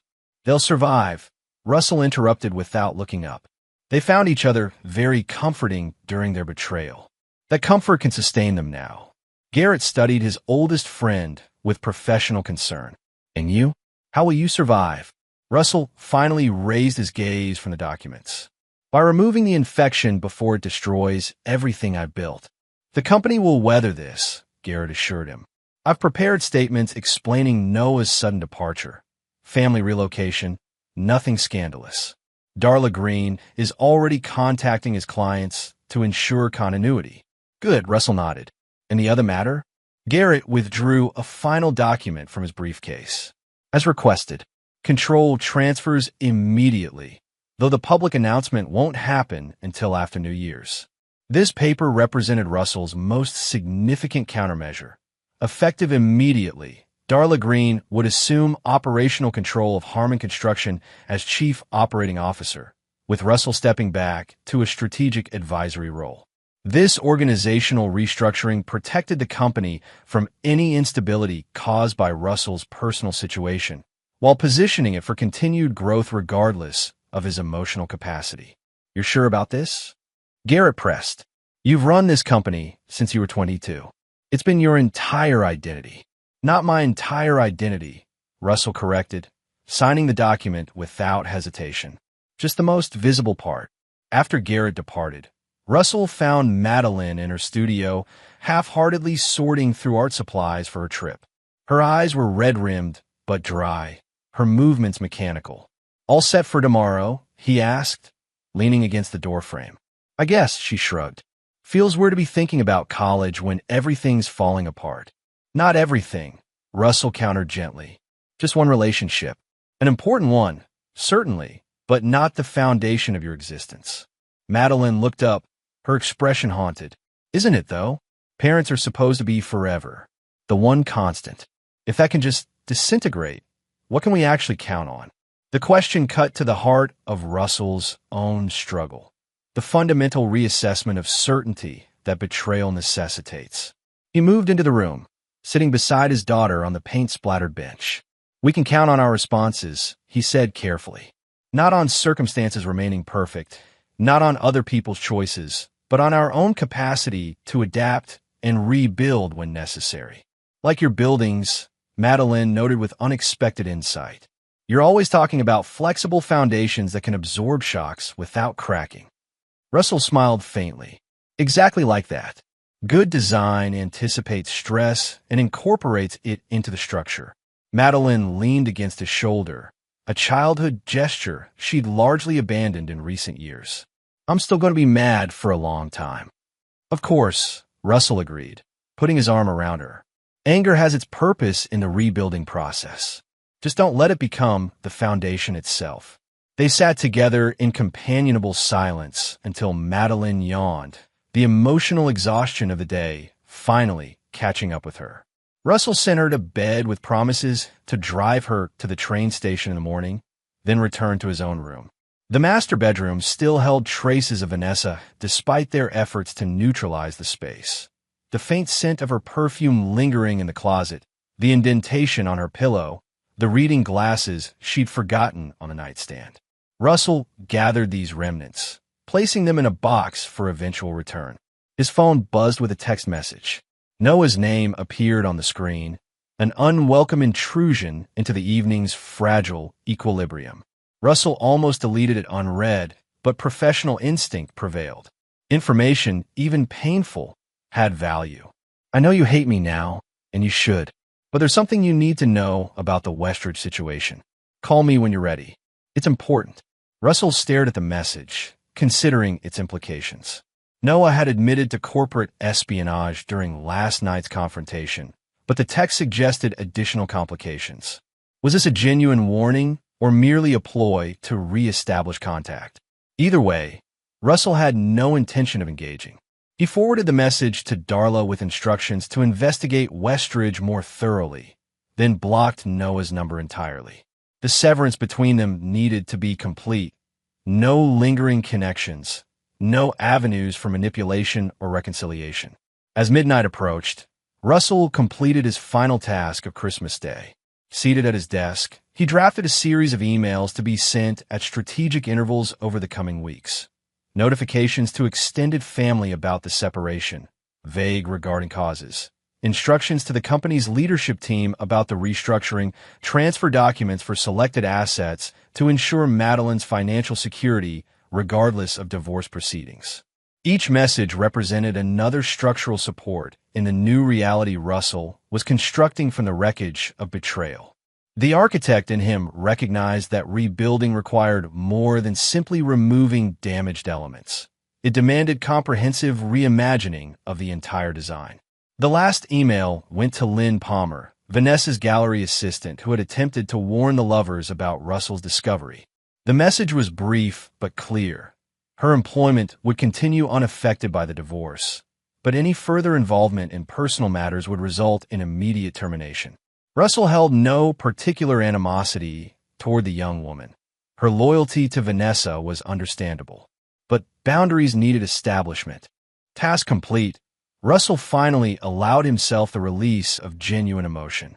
Alone in the silence of his reconfigured home, he permitted tears that had been strategically suppressed throughout the confrontation and its aftermath. They came not in heaving sobs, but in quiet streams, the grief work of a man acknowledging profound loss while simultaneously planning reconstruction. By morning, this vulnerability would be contained again, secured behind the practical facade that had always been his public presentation. But tonight, in the privacy of Christmas night, Russell Harmon mourned the death of the life he had built and the relationships he had trusted. Tomorrow would be soon enough for resurrection. Chapter 7. Aftershocks. January arrived with biting winds and unexpected complications. The initial shock of discovery and confrontation had given way to practical challenges as divorce proceedings began and professional realignments took shape. Russell moved through these developments with outward composure, but each day brought new fractures to the careful architecture of his response. Madeline had returned from her Boston trip with unexpected resolve, throwing herself into college applications with intense focus. She narrowed her choices to 3 prestigious art schools, including her dream program at Rhode Island School of Design. Her communication with Vanessa remained minimal, brief, tense phone calls that left her emotionally drained. She refused all contact with Noah. He sent me another text, she informed Russell one evening, deleting the message without reading it. That's the 3rd this week. Russell looked up from the architectural plans spread across the dining table. Do you want me to address it? Madeline shook her head. No need. His existence isn't relevant to my life anymore. The cold precision in her tone worried Russell. Anger had its purpose in healing, but Madeline seemed to be calcifying into something more permanent. Still, he respected her process, recognizing that her response to betrayal would necessarily differ from his own. The Riverside developer called again. She continued, changing subjects abruptly. Said it's urgent you return his call. Something about permit complications. Russell made a non-committal sound. The Riverside development represented Harmon Construction's largest current project, a mixed-use complex along the waterfront that Noah had helped secure before his departure. Since Christmas, Russell had delegated most operational decisions to Darla Green, maintaining only strategic oversight while focusing on personal reconstruction. Darla's handling Riverside, he explained. They're just trying to circumvent her authority by appealing directly to me. Madeline raised an eyebrow. That doesn't sound like the Russell Harmon approach. You never delegate critical problems. Perspectives change, Russell replied simply. What he didn't share was the growing suspicion that Noah had compromised more than just their family relationship. 3 weeks of forensic accounting had revealed financial irregularities in several projects Noah had managed. Nothing overtly criminal, but questionable allocations and unauthorized discounts that benefited specific contractors. More concerning were the communication records showing extensive contact between Noah and Jason Westridge, owner of their main competitor. The Riverside development stood at the center of these concerns. Noah had negotiated unusually favorable terms for certain subcontractors who, investigations revealed, maintained close relationships with Westridge Construction. The permit complications mentioned by the developer had emerged immediately after Noah's departure, suggesting predetermined triggers rather than coincidental timing. Russell's phone buzzed with Darla's dedicated ringtone. He excused himself to take the call in his office, closing the door for privacy. "We got a problem," Darla stated without preamble. The environmental report for Riverside just came back. Shows contamination levels well above acceptable limits. Russell frowned. That's impossible. We did preliminary testing before breaking ground. The site was clean. Someone falsified the initial reports, Darla continued grimly. The actual soil samples show industrial contaminants consistent with the site's previous manufacturing use. State inspectors are shutting us down pending a full investigation. The implications crystallized immediately in Russell's mind. Noah. Looks that way, Darla confirmed.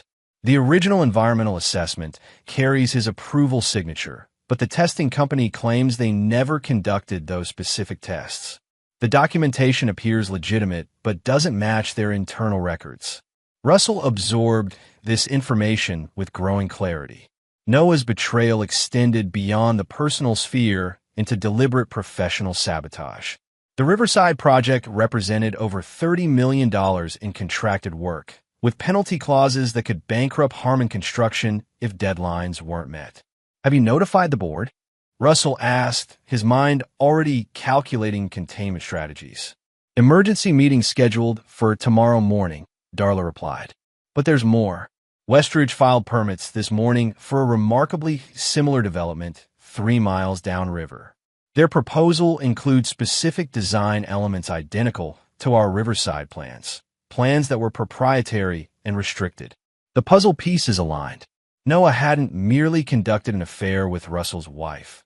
He'd systematically undermined Russell's company while extracting proprietary information. The falsified environmental report created a crisis that would force Harmon Construction to abandon the Riverside project, clearing the way for Westridge to pursue their alternative development without competition. "I'll be at the office in 30 minutes, Russell decided. "Have the legal team prepare for both criminal and civil actions. And put security on alert. I want access to all systems and facilities restricted immediately." After ending the call, Russell sat motionless, absorbing the expanded dimensions of betrayal.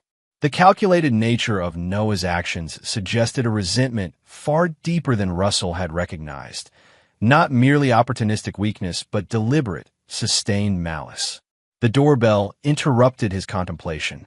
Russell checked the security camera feed on his phone, surprised to see Vanessa standing on the porch, shifting nervously in the January cold. In the 3 weeks since Christmas, she had communicated only through attorneys, maintaining the strict separation Russell had imposed. He considered ignoring her arrival, but curiosity prevailed. Opening the door, he regarded his estranged wife with neutral assessment. "This is unexpected," he noted, making no move to invite her inside. Vanessa looked thinner than he remembered, dark circles shadowing her eyes despite careful makeup. "I need to talk to you," she said, her breath visible in the frigid air. "It's important." Russell hesitated, then stepped back, allowing her to enter the foyer, but no further. "Make it quick. I have a business emergency to address." "Is Madeline home?" Vanessa glanced toward the stairs. "She's in her studio," Russell confirmed. "I can call her down if you'd like, though she may not welcome the interruption." Vanessa shook her head quickly. "No, it's you I need to speak with." She hugged herself against the emotional chill between them. "It's about Noah." Russell's expression hardened. "I have nothing to discuss regarding my brother." "You need to hear this," Vanessa insisted, uncharacteristic urgency in her tone. "He's not who you think. Not who I thought either." "I'm well aware of who Noah is," Russell replied coldly. "A brother who betrayed me, an employee who sabotaged my company, a man who lacks even basic integrity." "It's worse than that." Vanessa's voice dropped to near whisper. "He's been planning this for years, Russell. The affair, the company information, all of it. He talked about destroying you like it was some kind of mission." Despite himself, Russell's interest sharpened. "Explain." Vanessa glanced toward the living room. "Can we sit? This isn't a doorway conversation." Russell led her to the formal living room, a space they had rarely used as a family, now stripped of personal photographs and mementos. They sat on opposite ends of the sofa, the physical distance emblematic of their estrangement. "Noah changed after Christmas," Vanessa began, twisting her hands in her lap. "Once we were exposed, once he lost his position at the company, it was like a mask dropped. All the charm, the attentiveness, it just vanished." "Shocking that betrayal lacks sustainability," Russell observed dryly. Vanessa flinched but continued. 2 nights ago, he was drinking heavily, talking about how you've always had everything. The company, family respect, financial success. He said this was always the plan from a moment you brought him into the business. "What plan specifically?" Russell pressed, focusing on extractable intelligence rather than emotional content. "To take everything from you," Vanessa replied simply. "The company through industrial espionage and sabotage.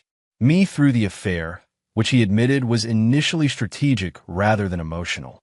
Even Madeline, he talked about becoming her stepfather, about redirecting her loyalty and affection." Russell processed this with clinical detachment, noting that it aligned with emerging evidence from the company investigation.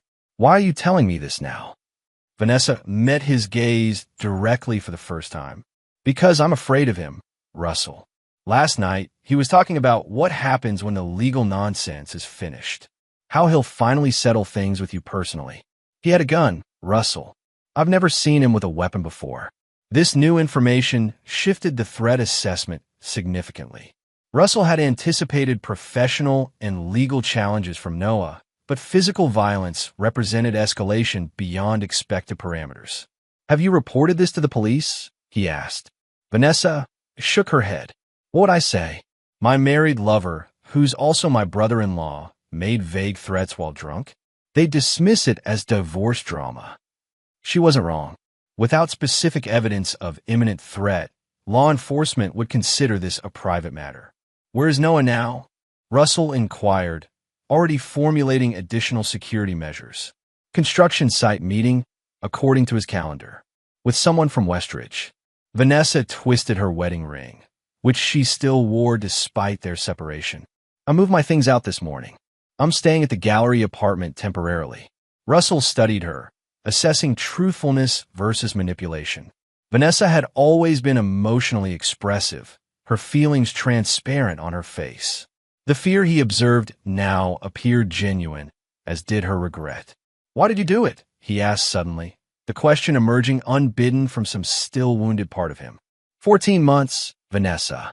Was our marriage really so intolerable? Vanessa's composure fractured, tears spilling despite obvious efforts at control. It wasn't about you being intolerable. It was about feeling invisible. You built this perfect life, this perfect house, this perfect business, and somewhere along the way, I became just another asset to maintain. She wiped at her tears ineffectually. Noah saw me, or pretended to, anyway. He asked about my art, remembered conversations, showed interest in my opinions. I mistook attention for love, the oldest cliché in the world. And now, Russell kept his voice neutral despite the emotional undercurrents pulling at him. Now I understand what I destroyed, Vanessa admitted quietly. Not just our marriage, but the safety and stability of our family. Madeline barely speaks to me. I'm living in a studio apartment above a gallery. And the man I thought would be my fresh start turns out to be using me as a weapon against his brother. Russell absorbed this confession without visible reaction, though internally he noted the irony. Vanessa had sought emotional validation outside their marriage, only to discover she'd been manipulated by someone incapable of genuine emotional connection. I appreciate the warning, he said finally, standing to indicate the conversation's conclusion. I'll take appropriate precautions regarding Noah. As for the rest, that chapter is closed, Vanessa.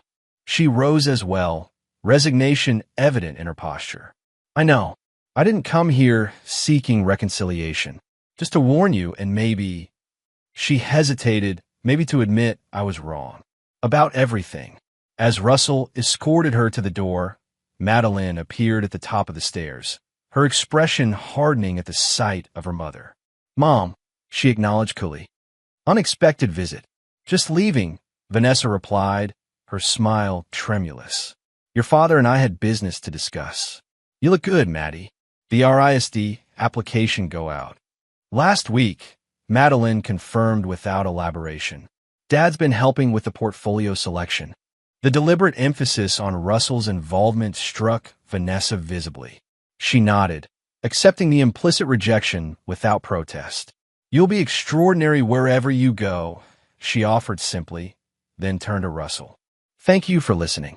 After Vanessa's departure, Madeline descended the stairs, her expression questioning. Business discussion? Warning, actually, Russell corrected, deciding transparency served better than protection in this instance. Noah may present more problems than anticipated. I need to head to the office to address some related issues. Madeline's expression darkened. What kind of problems? Russell considered how much to share with his daughter, weighing her right to information against unnecessary distress. Professional sabotage, primarily. The Riverside project has significant issues that appear deliberately orchestrated. That snake, Madeline muttered, adolescent vocabulary inadequate to her adult anger. Do you need help? I could come with you, take notes or something. The offer touched Russell unexpectedly. Throughout Madeline's childhood, he maintained clear separation between family and business. Her willingness to cross that boundary now, to support him professionally as well as personally, represented a significant evolution in their relationship. Not tonight, he declined gently, but I appreciate the offer. This may require extended attention in coming days. Will you be all right here alone? Madeline's response was immediate and pragmatic. I'll be fine. But maybe we should update the security system? If Noah's causing trouble at the company, who knows what else he might try? Russell was again struck by his daughter's perceptiveness. Already on my list. New codes, new monitoring service. I'll have it addressed tomorrow. After changing into business attire, Russell prepared to depart, his mind already processing threat assessments and response strategies. Madeline walked him to the door, then surprised him with a quick, fierce hug. "Be careful," she said seriously. Uncle Noah always seemed harmless, but Mom wouldn't have come here unless she was genuinely worried. "I'm always careful," Russell assured her, the standard response suddenly inadequate to the moment's gravity. The drive to his office passed in strategic calculation. Noah's apparent transformation from opportunistic betrayer to deliberate saboteur required comprehensive reevaluation of both personal and professional vulnerability. If Vanessa's report was accurate, and Russell's instinct suggested it was, then the threat extended beyond financial damage to potential physical harm. Russell had always considered himself a builder rather than a destroyer. His response to the affair had been severe but proportional, focused on separation and containment rather than punishment. Noah's escalation suggested a fundamental misunderstanding between them. Russell had been fighting for divorce terms, while Noah had apparently been waging war. At Harmon Construction headquarters, Russell found Darla and the legal team already assembled in the conference room, multiple laptops displaying project documentation and financial analysis. The evidence of Noah's malfeasance had expanded significantly since their phone conversation, revealing a pattern of deliberate undermining that predated the affair with Vanessa. "He's been feeding information to Westridge for at least 18 months, Darla explained, highlighting financial discrepancies on the projection screen. Small things initially, pricing strategies, supplier relationships, then escalating to project specifications and proprietary designs. The Riverside Environmental Report is the most egregious example," added Carlton Myers, head of the legal department. "Falsification of regulatory documents carries potential criminal penalties beyond civil liability." Russell absorbed this information with growing clarity. Noah's betrayal had begun long before the relationship with Vanessa, suggesting the affair itself might have been merely another tactic in a larger strategy of destruction rather than a personal weakness. "Options?" Russell inquired, his focus narrowing to practical response rather than emotional reaction. "Criminal referral to the district attorney," Carlton outlined. "Civil action against Noah, personally for breach of fiduciary duty. Injunction against Westridge for using proprietary information. Corporate espionage claims under state statutes." Russell considered these conventional approaches, weighing their effectiveness against the unconventional threat Noah presented. Legal remedies moved at institutional pace. Noah's apparent volatility suggested more immediate danger. "Implement all recommended actions," Russell decided. "But I want additional measures. Full security audit of all systems Noah accessed. Review of all projects he touched. Complete client outreach to solidify relationships that might be vulnerable." As the team dispersed to execute these directives, Russell retreated to his office for a moment of strategic consideration. The expanding dimensions of betrayal demanded proportional response, yet Russell remained reluctant to abandon his foundational principles, to become a destroyer rather than a builder. His desk phone rang, the private line rarely used by anyone outside his immediate circle. The caller ID displayed unknown, but Russell answered, instinct overriding caution. "You should have called me back." Noah's voice emerged without greeting. "Now things have to get messy, eh?" Russell's response was measured, his tone deliberately neutral. "I'm aware of the Riverside situation, Noah, and your arrangement with Westridge. The appropriate authorities have been notified." Noah's laugh lacked any trace of the boyish charm that had once characterized him. "Always so proper, so procedural. That's why you never saw this coming, Russell. You think the world runs on contracts and regulations, but it actually runs on people, their weaknesses, their desires, their resentments." "Why?" Russell asked simply. "We're brothers. I gave you opportunity, position, support. You gave me scraps from your table," Noah countered, bitterness sharpening each word. You built your empire on Dad's skills, his reputation, his client relationships. Relationships that should have been shared between us. Instead, you took everything when he died, and I got your condescending charity. The accusation struck against Russell's understanding of their shared history. He had been 19 when their father died, Noah only 15. Russell had abandoned his college plans to take over the fledgling construction business, working 16-hour days to keep it solvent, while simultaneously ensuring Noah could complete high school and attend the university their father had dreamed of for his sons. That's not what happened, Russell stated firmly. I protected your future. You controlled my future, Noah corrected. Cast me as the irresponsible younger brother who needed guidance, monitoring, rescue. Do you have any idea what that does to someone over decades? To always be the family charity case. Russell recognized the conversation was yielding valuable insight into Noah's motivations, information that might prove crucial in anticipating his next moves. So the affair with Vanessa, the company's sabotage, this was revenge for perceived injustice. The beginning of revenge, Noah clarified, his tone chilling in its certainty. You've lost your wife, you're losing your company, but we're not finished yet, brother. Not by a long shot. Is that a threat? Russell kept his voice calm despite the implicit menace. It's a promise, Noah replied. From the brother you never really knew. The line went dead, leaving Russell with confirmation of Vanessa's warning and new understanding of the depth of Noah's resentment. This wasn't merely opportunistic betrayal, but calculated, long-term destruction, a campaign Russell had failed to recognize until it was well advanced. Russell immediately contacted his security team, authorizing enhanced protection for both home and office. Additional measures would be necessary: surveillance of Noah's movements, review of potential vulnerabilities, preparation for scenarios beyond conventional business dispute. As Russell implemented these precautions, he found himself facing an unfamiliar moral territory. His response to betrayal had thus far remained within ethical and legal boundaries, focused on self-protection rather than retaliation. Noah's escalation pushed against those constraints, suggesting that conventional defenses might prove inadequate against unconventional attack. The builder in Russell resisted crossing this threshold, clinging to the principles that had guided his life and career. Yet another part, a protective instinct he'd never fully acknowledged, recognized that defending against destruction sometimes required matching force with force. By midnight, Russell had established comprehensive security protocols, documented Noah's threats, and prepared contingency plans for both business and personal domains. Tomorrow would bring implementation of these measures and decisions about how far Russell was willing to go to protect what remained of his carefully constructed life. The trap Noah had set was sprung, but the hunter had revealed himself too soon.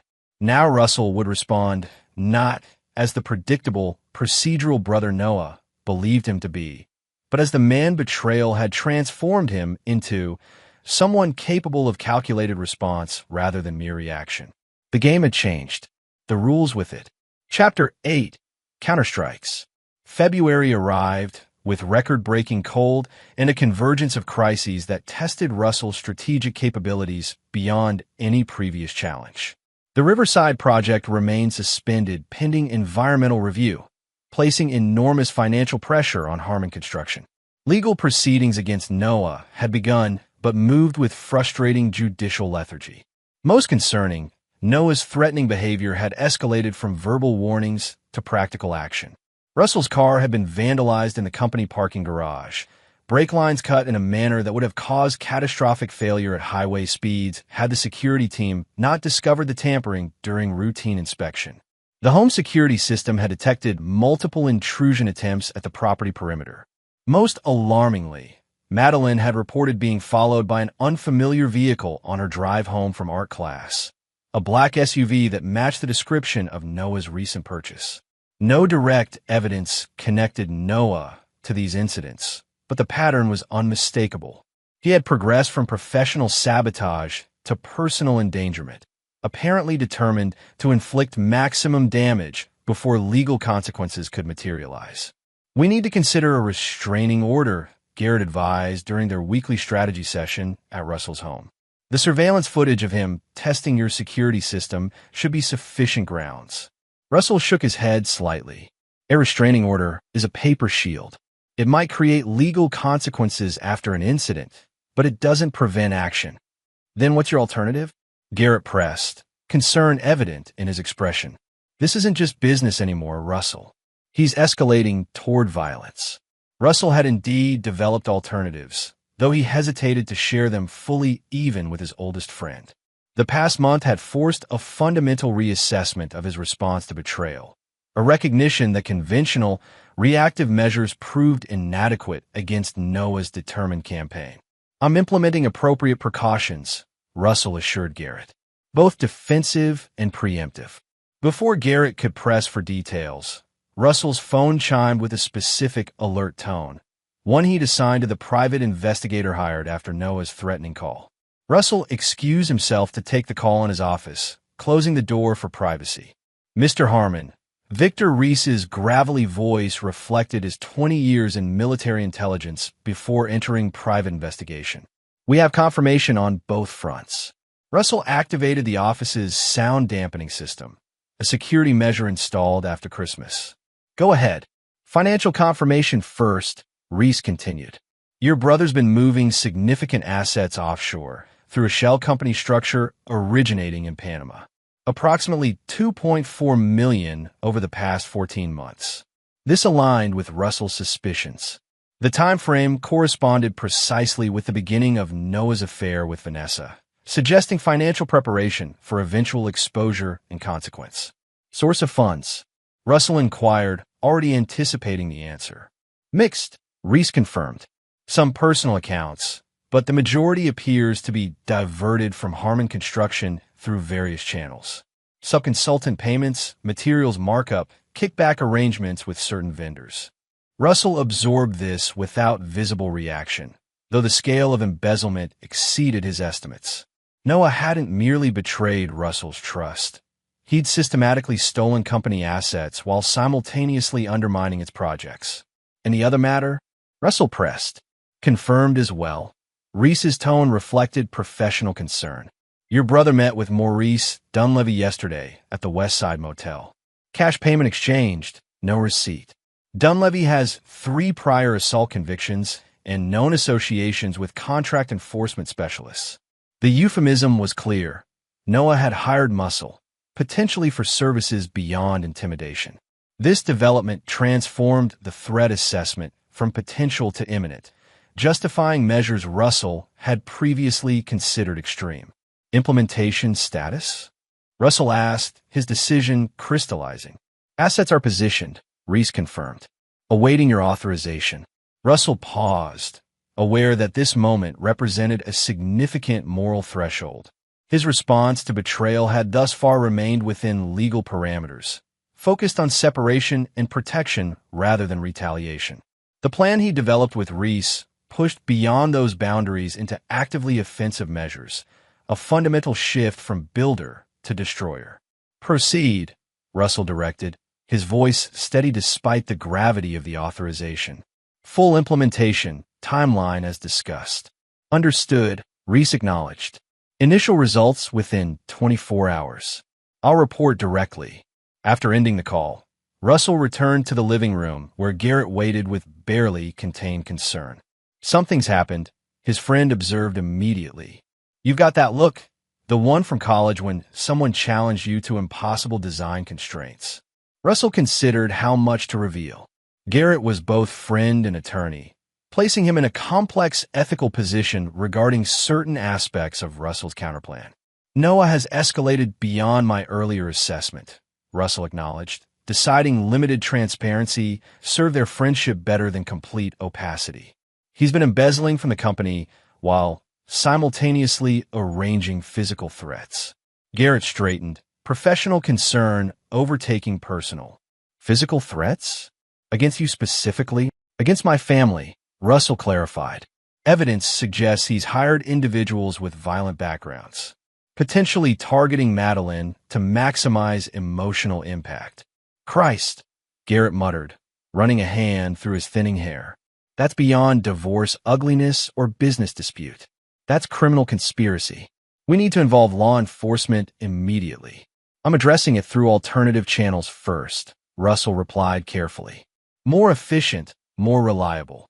Garrett studied him with growing alarm. Russell, whatever you're planning, is proportional to the threat, Russell interrupted, and designed to prevent harm rather than merely respond to it. Before Garrett could object further, Madeline entered carrying a tray of coffee. Her appearance had transformed subtly over the past months. Her previously artistic dishevelment replaced by careful precision in dress and manner, mirroring Russell's controlled exterior. The betrayal had accelerated her transition from adolescent to adult, burning away remaining childhood naivety. RISD wants an interview, she announced without preamble. Next Tuesday. Virtual, thankfully, so no travel required. That's excellent news, Russell nodded approvingly.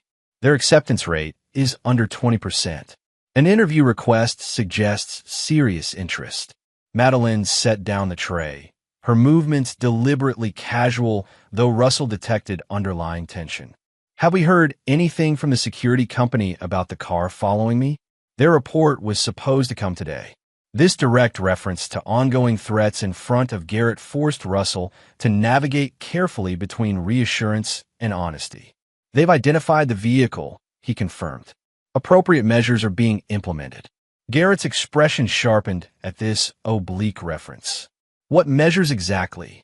Comprehensive ones, Russell replied, his tone discouraging further inquiry. Madeline, perceiving the subtext, changed subjects with deliberate brightness. How's the company restructuring going? Darla mentioned something about new investors when she called yesterday. This innocent question inadvertently touched on another aspect of Russell's counter-strategy. Since Noah's betrayal, Russell had been systematically reorganizing Harmon Construction, transferring operational control to trusted executives, segregating assets into protected entities, establishing contingency mechanisms that could withstand both legal and financial attack. Proceeding as planned, Russell confirmed, accepting the coffee Madeline offered. Darla's leadership has proven exceptionally valuable during this transition. After Garrett departed, still visibly concerned about Russell's unspecified measures, father and daughter settled into what had become their evening routine, companionable work at the dining table, Russell reviewing business documents while Madeline refined her portfolio for upcoming interviews. You're planning something, Madeline observed without looking up from her sketchbook. Something about Noah. Russell glanced at his daughter, noting the increased perceptiveness that had emerged through their shared crisis. What makes you say that? Your expression when you took that call earlier, Madeline explained, adding careful shading to her drawing. The same look you had when planning the Thompson Project demolition, calculating explosive placement for maximum efficiency. The comparison was surprisingly apparent. Russell had indeed been calculating precise points of maximum vulnerability in Noah's carefully constructed new life, identifying where applied pressure would cause complete structural failure. I'm addressing the situation, Russell acknowledged, neither confirming nor denying her assessment. Madeline set down her pencil, meeting his gaze directly. Good. He doesn't deserve your restraint. Not anymore. The cold certainty in her voice, so like his own, triggered a moment of parental concern. Madeline's transformation from artistic dreamer to pragmatic tactician reflected Russell's influence, but he wondered briefly whether this represented healthy adaptation or concerning hardening. Restraint isn't weakness, Russell noted carefully. It's precision, using exactly the force required. No more, no less. Madeline considered this, then nodded. Just make sure it's enough force. He's dangerous, Dad. More than you're admitting. The next morning brought the first results of Russell's countermeasures. While reviewing reports at his home office, he received Reese's call. Phase 1 complete, the investigator reported. Financial disruption implemented at 4 a.m. Panama accounts frozen under suspicion of terrorism financing. Swiss holdings located and flagged for irregularities. Credit lines terminated across all institutions. Russell checked the monitoring system he'd established to track Noah's activities. Reaction: immediate. Reese confirmed with professional satisfaction. Called his banker at 7:15. Attempted funds transfer at 7:32. Rejected. Second attempt at 8:05. Also rejected. Currently on his third financial institution, experiencing identical results. This represented merely the opening move in Russell's carefully orchestrated response. Noah had spent 14 months building financial escape routes. Russell had collapsed them all simultaneously, trapping assets and institutions now alerted to potential criminal activity. The evidence Reese had planted, subtle connections to questionable organizations, irregular transaction patterns matching terrorism financing profiles, would trigger automatic security protocols that even the most expensive attorneys would require months to unravel. Surveillance status? Russell inquired, moving to the next tactical element. Subject is increasingly agitated, Reese reported. 3 calls to Westridge in the past hour. Meeting scheduled for noon at the waterfront property. Russell checked his watch. Implement Phase 2 at 11:30. I want maximum intersection with the Westridge meeting. Understood, Reese acknowledged. Authorities are prepared. Documentation is comprehensive. After ending the call, Russell turned to find Madeline in the doorway, her expression questioning though she'd clearly heard only his side of the conversation. It's happening today, isn't it? She asked quietly. Russell nodded, seeing no benefit in denial. Certain elements are in motion, yes. Do you need me out of the way? Her directness reflected their evolving relationship, from protected child to practical ally. It would be preferable, Russell acknowledged. Perhaps visit the gallery to select graduation exhibition frames? Madeline understood immediately. Keeping me visible in public places with witnesses. Smart. She hesitated. What about Mom? Is she involved in what's happening? The question touched on Russell's most complex decision in planning his counteroffensive. Vanessa's role in the betrayal remained significant, yet her warning about Noah's escalating behavior had proven valuable. Russell had weighted these factors carefully, designing a response that differentiated between his wife's emotional betrayal and his brother's calculated destruction. Your mother is not a target, he assured Madeline, though there may be peripheral impact. This seemed to satisfy Madeline, who nodded before departing to shower and prepare for her public appearance. Russell returned to monitoring communications, tracking the cascade of disruptions now unfolding according to his design. By 11 a.m., Noah's financial panic had escalated to professional crisis. The documentation Russell had provided anonymously to the state licensing board had triggered an emergency review of Noah's professional engineering credentials, with immediate suspension pending investigation. Simultaneously, the falsified environmental reports for Riverside had been linked directly to Noah through digital forensics, prompting regulatory authorities to expand their investigation beyond the immediate project. The elegance of Russell's approach lay in its fundamental legality. He had merely accelerated existing processes, provided evidence to appropriate authorities, and connected dots that would eventually have aligned anyway. Unlike Noah's sabotage, Russell's countermeasures simply revealed truth rather than creating fiction. At precisely 11:30, Russell received confirmation that Phase 2 had initiated. Police officers were serving search warrants at Noah's apartment and the Westridge headquarters simultaneously, based on evidence of corporate espionage and environmental fraud. The timing, during Noah's scheduled meeting with Jason Westridge, ensured maximum publicity within the industry community. Russell watched the security feed from his company headquarters, where Darla Green was delivering a carefully crafted statement to assembled employees. Harmon Construction had uncovered evidence of serious misconduct by a former executive, had fully cooperated with authorities, and remained financially stable despite the individual's attempts at sabotage. The messaging positioned the company as victim rather than compromised entity, a crucial distinction for client confidence. By afternoon, the controlled demolition of Noah's new life was proceeding. His financial resources were frozen, his professional credentials suspended, his freedom potentially at risk from multiple criminal investigations. Most importantly, his relationship with Westridge had imploded, with Jason Westridge publicly denouncing unethical behavior, and claiming to be another victim of manipulation. Yet Russell recognized these institutional consequences, while significant, wouldn't address the personal threat Noah posed. The hired enforcer, Maurice Dunleavy, remained unaccounted for, and Noah's increasingly desperate situation might accelerate rather than diminish his determination to inflict harm. Russell's phone chimed with a text from Vanessa. "Is this your doing?" And just call me screaming about police raids and frozen accounts. After brief consideration, Russell replied with calculated honesty. Consequences of his actions. Stay clear of him. He's unstable and potentially dangerous. Vanessa's response came quickly.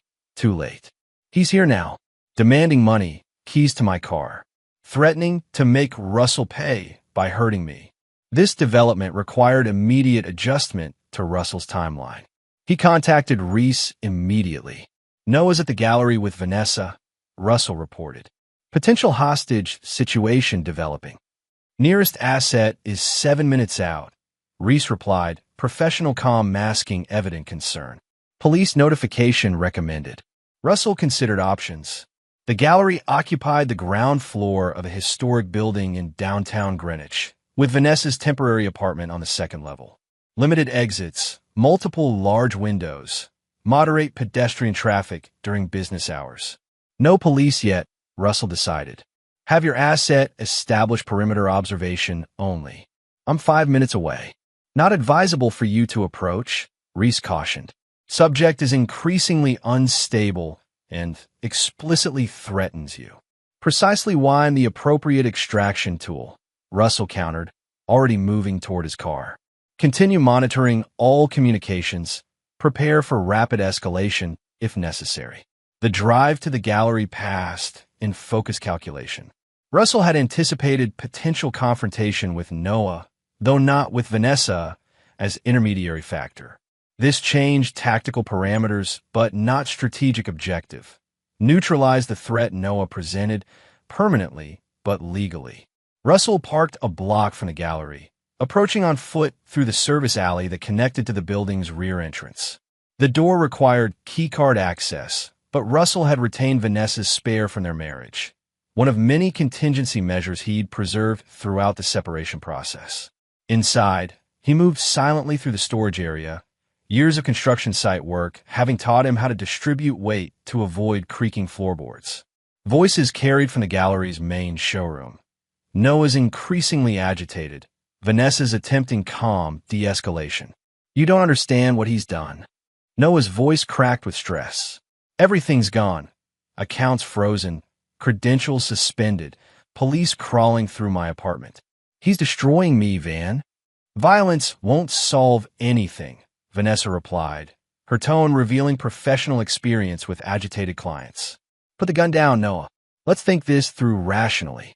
The confirmation of armed threat shifted Russell's approach immediately.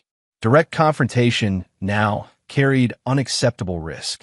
Instead, he positioned himself behind the partial wall, separating storage from showroom, assessing the situation through the narrow gap between wall panels.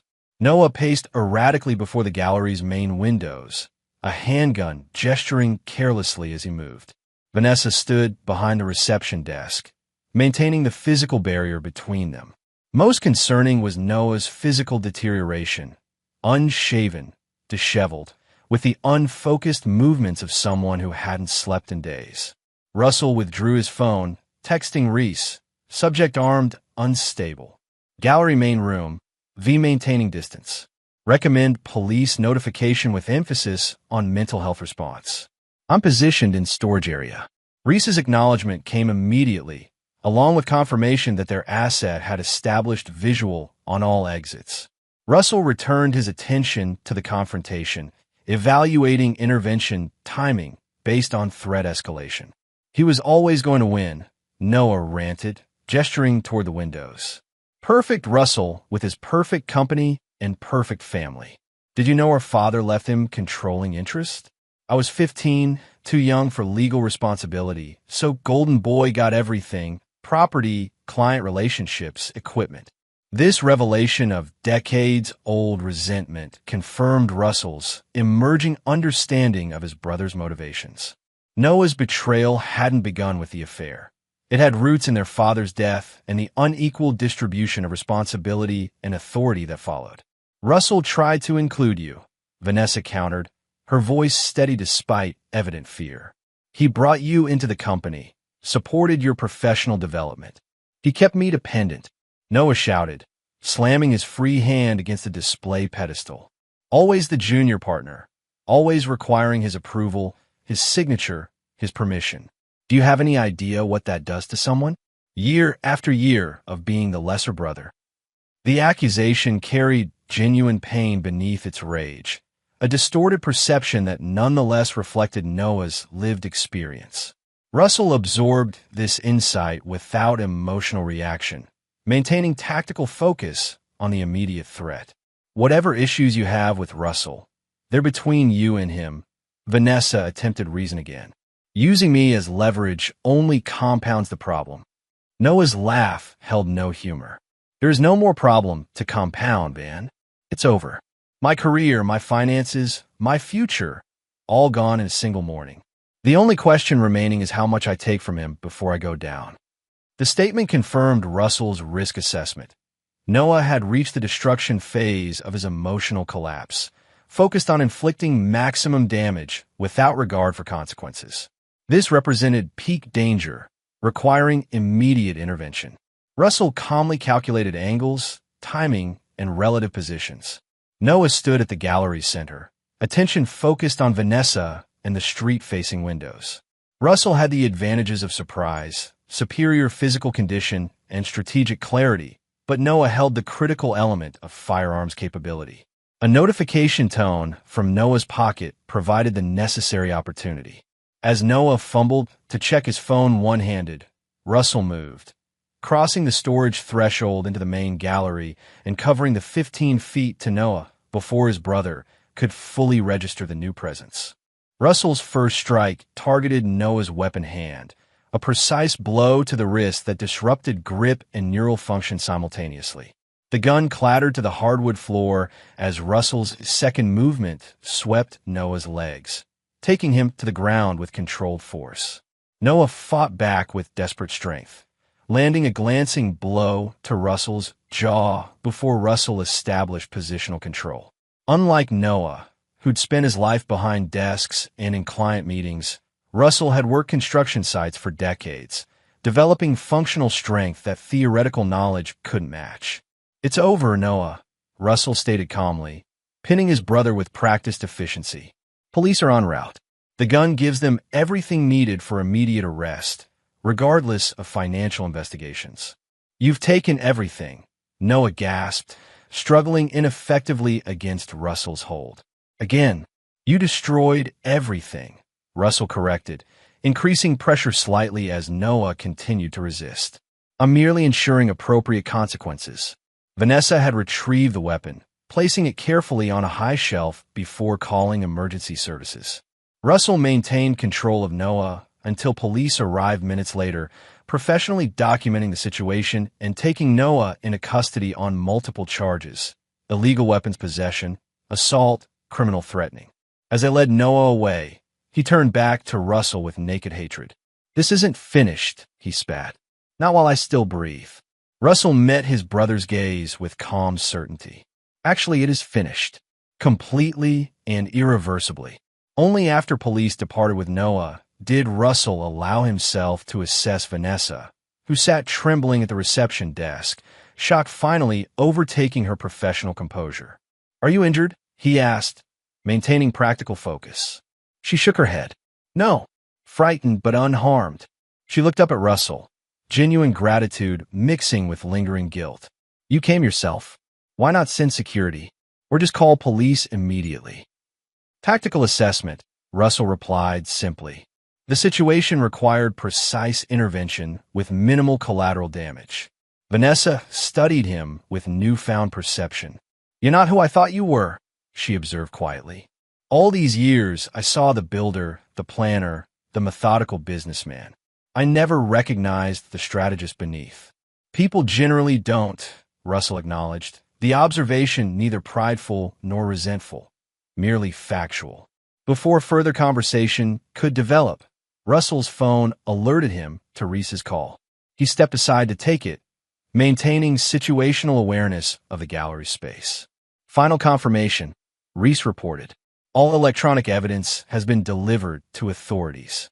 Financial freeze is now accompanied by criminal investigation flags. Professional licenses suspended pending review. The Westridge connection has been fully documented and submitted to appropriate agencies. In the other matter, Russell inquired. Completed as directed, Reese confirmed. All surveillance materials from the affair have been anonymously delivered to Noah's defense attorney, demonstrating pattern of instability and obsession dating back 18 months. Combined with today's armed confrontation, this creates substantial framework for psychiatric evaluation rather than standard criminal processing. This represented the final element of Russell's counteroffensive, not merely legal consequences for Noah's actions, but redirection into long-term psychiatric confinement rather than limited incarceration. The evidence Russell had accumulated demonstrated not just criminal behavior, but dangerous obsession and psychological deterioration, ensuring extended removal from society rather than brief punishment. Excellent, Russell acknowledged. Maintain monitoring through initial hearing. After ending the call, Russell returned his attention to Vanessa, who watched him with complex emotion. You planned all of this, she realized aloud. Not just responding to Noah's actions, but orchestrating his complete destruction. I planned for contingencies, Russell corrected. Noah's choices determined which became necessary. Vanessa shook her head slightly, a mix of fear and admiration coloring her expression. Remind me never to betray you again, she attempted weakly. No reminder necessary, Russell replied without emotion. We have no remaining relationship to betray. The statement wasn't cruel, merely factual, a clear delineation of boundaries that would define their interaction moving forward. Co-parents to Madeline, former spouses with civilized communication, but nothing more intimate or vulnerable. As Russell prepared to depart, Vanessa spoke again. Russell, thank you for coming when I needed help, despite everything. He paused, considering her words. You're Madeline's mother, he said finally. That connection remains relevant regardless of our marital status. With that limited acknowledgement of continued obligation, Russell left the gallery to complete the day's remaining tasks, checking on Madeline, updating Garrett regarding developments, reviewing company communications about the situation. By evening, Noah's implosion had become breaking news in industry publications and local media.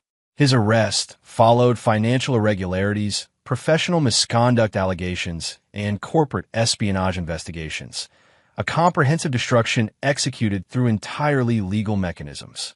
Russell had dismantled his brother's life, not through matching Noah's criminal behavior, but by simply accelerating the natural consequences of those actions. When Russell returned home, he found Madeline waiting in his office, news articles about Noah's arrest displayed on her tablet.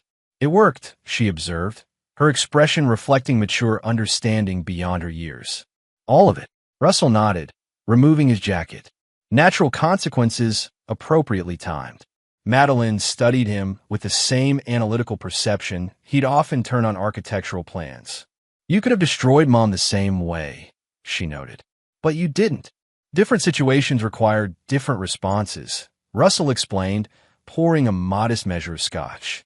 Your mother's actions, while deeply inappropriate, weren't maliciously motivated or sustained over years. Proportional response matters. Justice, not vengeance, Madeline translated, revealing her absorption of Russell's principles despite her youth. Exactly. Russell sat behind his desk, allowing subtle fatigue to show now that the day's critical actions had concluded. Noah presented genuine danger to this family and the company. Removing that threat permanently required comprehensive approach. Madeline nodded, accepting this assessment without further question.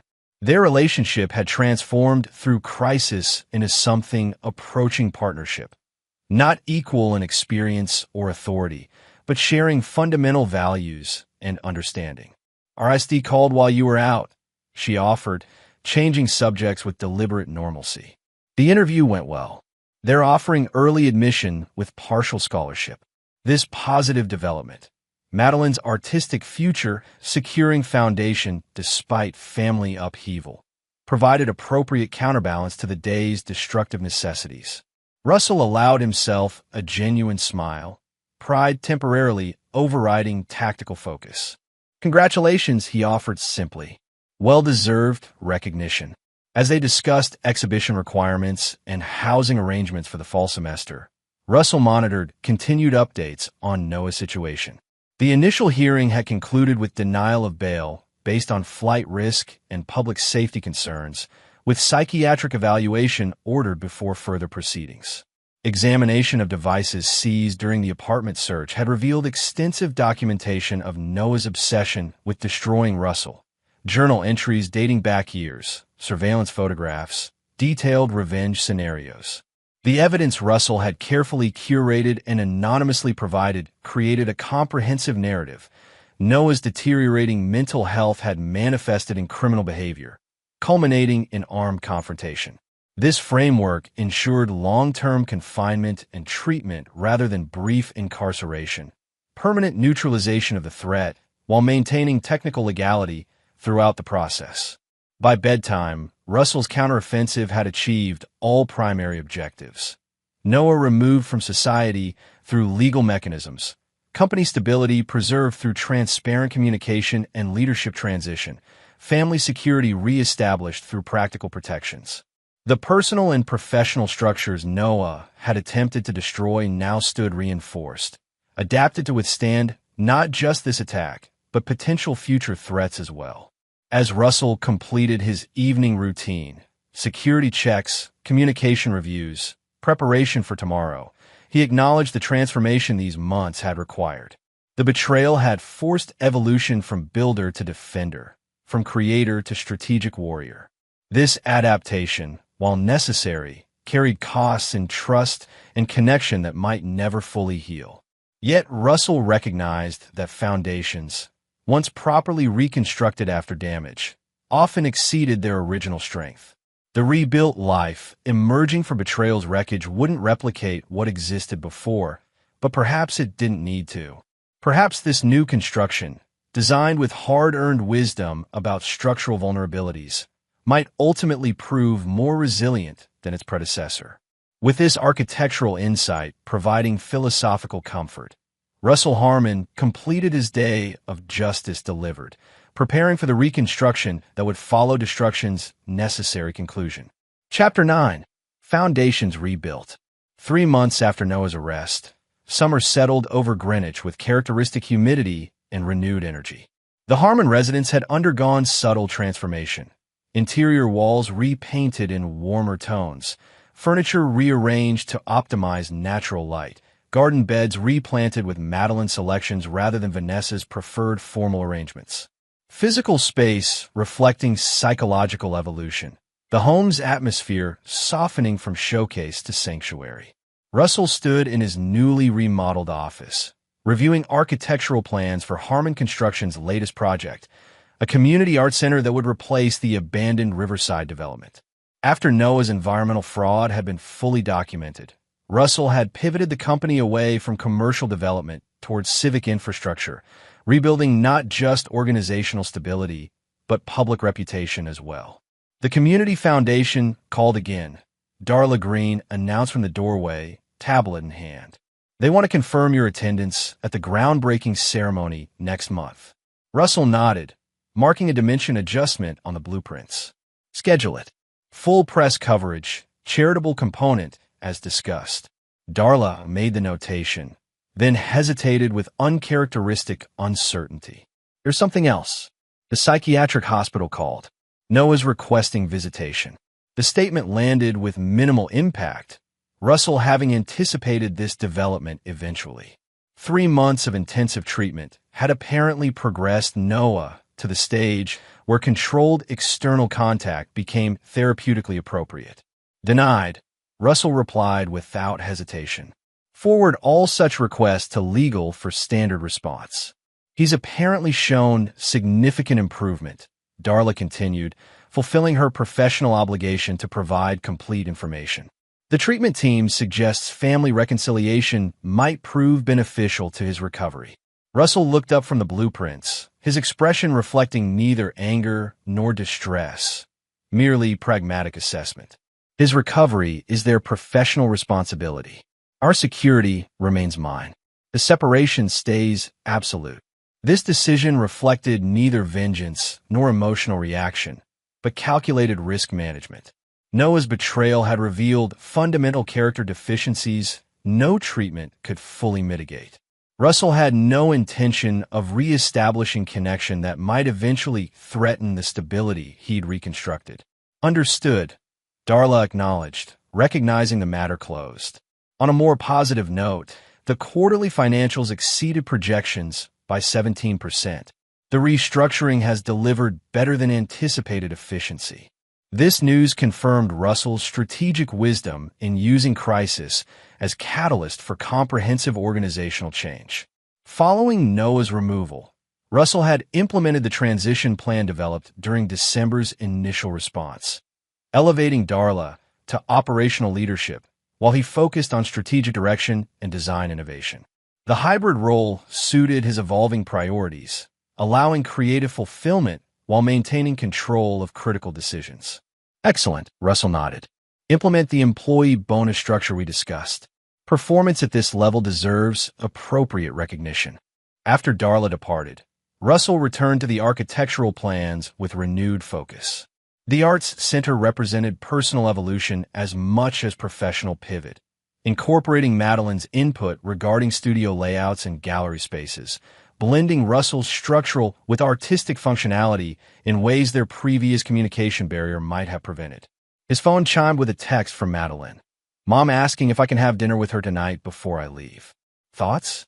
This simple consultation reflected their transformed relationship. Following Noah's arrest and subsequent psychiatric commitment, Madeline had maintained limited contact with Vanessa. Occasional meals, brief conversations, tentative rebuilding of damaged trust. Russell had neither encouraged nor discouraged this reconciliation, recognizing Madeline's right to navigate her own relationship with her mother. Your decision entirely, Russell replied. Dinner here at 8 if your plans change. The divorce had finalized 2 months prior, concluding with surprising efficiency given the complex emotions involved. Vanessa had honored her commitment to accept prenuptial terms, receiving the settlement specified 12 years earlier plus Russell's unexpected addition of gallery ownership transfer, a decision based on practical recognition of her professional capabilities rather than emotional generosity. Their post-marriage interaction remained minimal but civilized, coordinated primarily around Madeline's college preparation.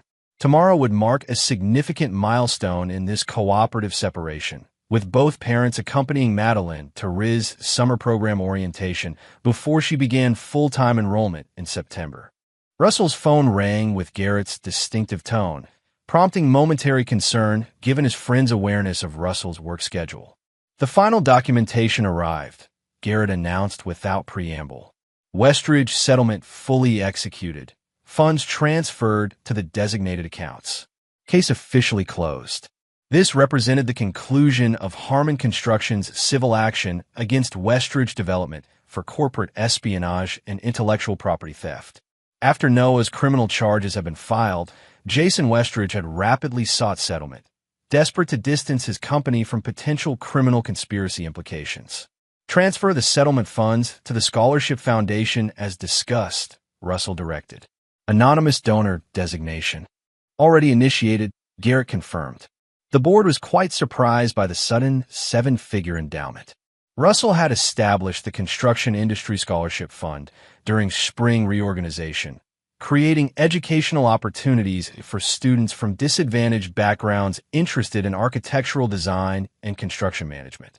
The Westridge settlement funds would ensure program sustainability for decades, transforming financial compensation into lasting positive impact. One other thing, Garrett continued, his tone shifting to personal rather than professional. The prosecutor called. Noah, psychiatrist, is recommending transfer to a less restrictive facility based on treatment progress. The DA wanted your position before responding. Russell had anticipated this development as well, having researched typical treatment trajectories during his initial planning. Opposition remains unchanged.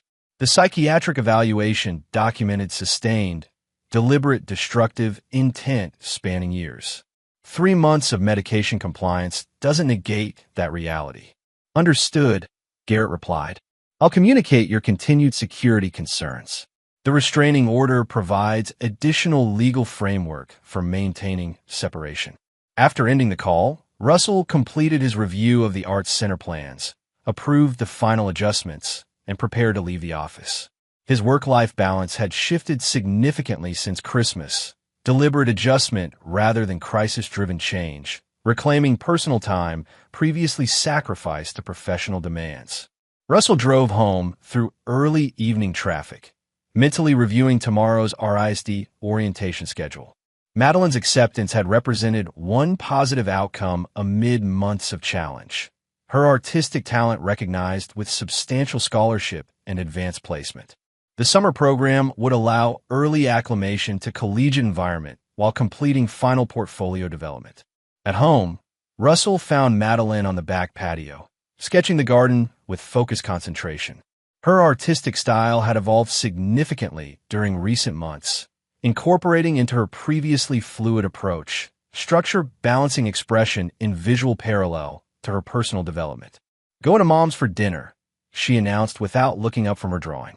She wants to give me something before tomorrow's trip. Russell nodded, respecting her decision without commentary. Need a ride?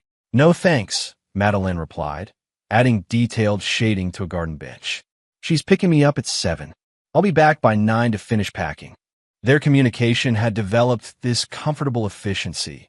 Information exchanged without unnecessary elaboration, respect for independence balanced with practical coordination. Madeline's maturity had accelerated through family crisis, transforming their relationship from traditional parent-child dynamic toward emerging adult partnership.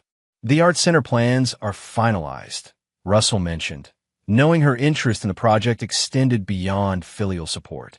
Your studio layout suggestions proved valuable for optimizing natural light. Madeline looked up with genuine interest. Did they keep the convertible exhibition space? With modifications to improve acoustic separation, Russell confirmed. Construction begins next month.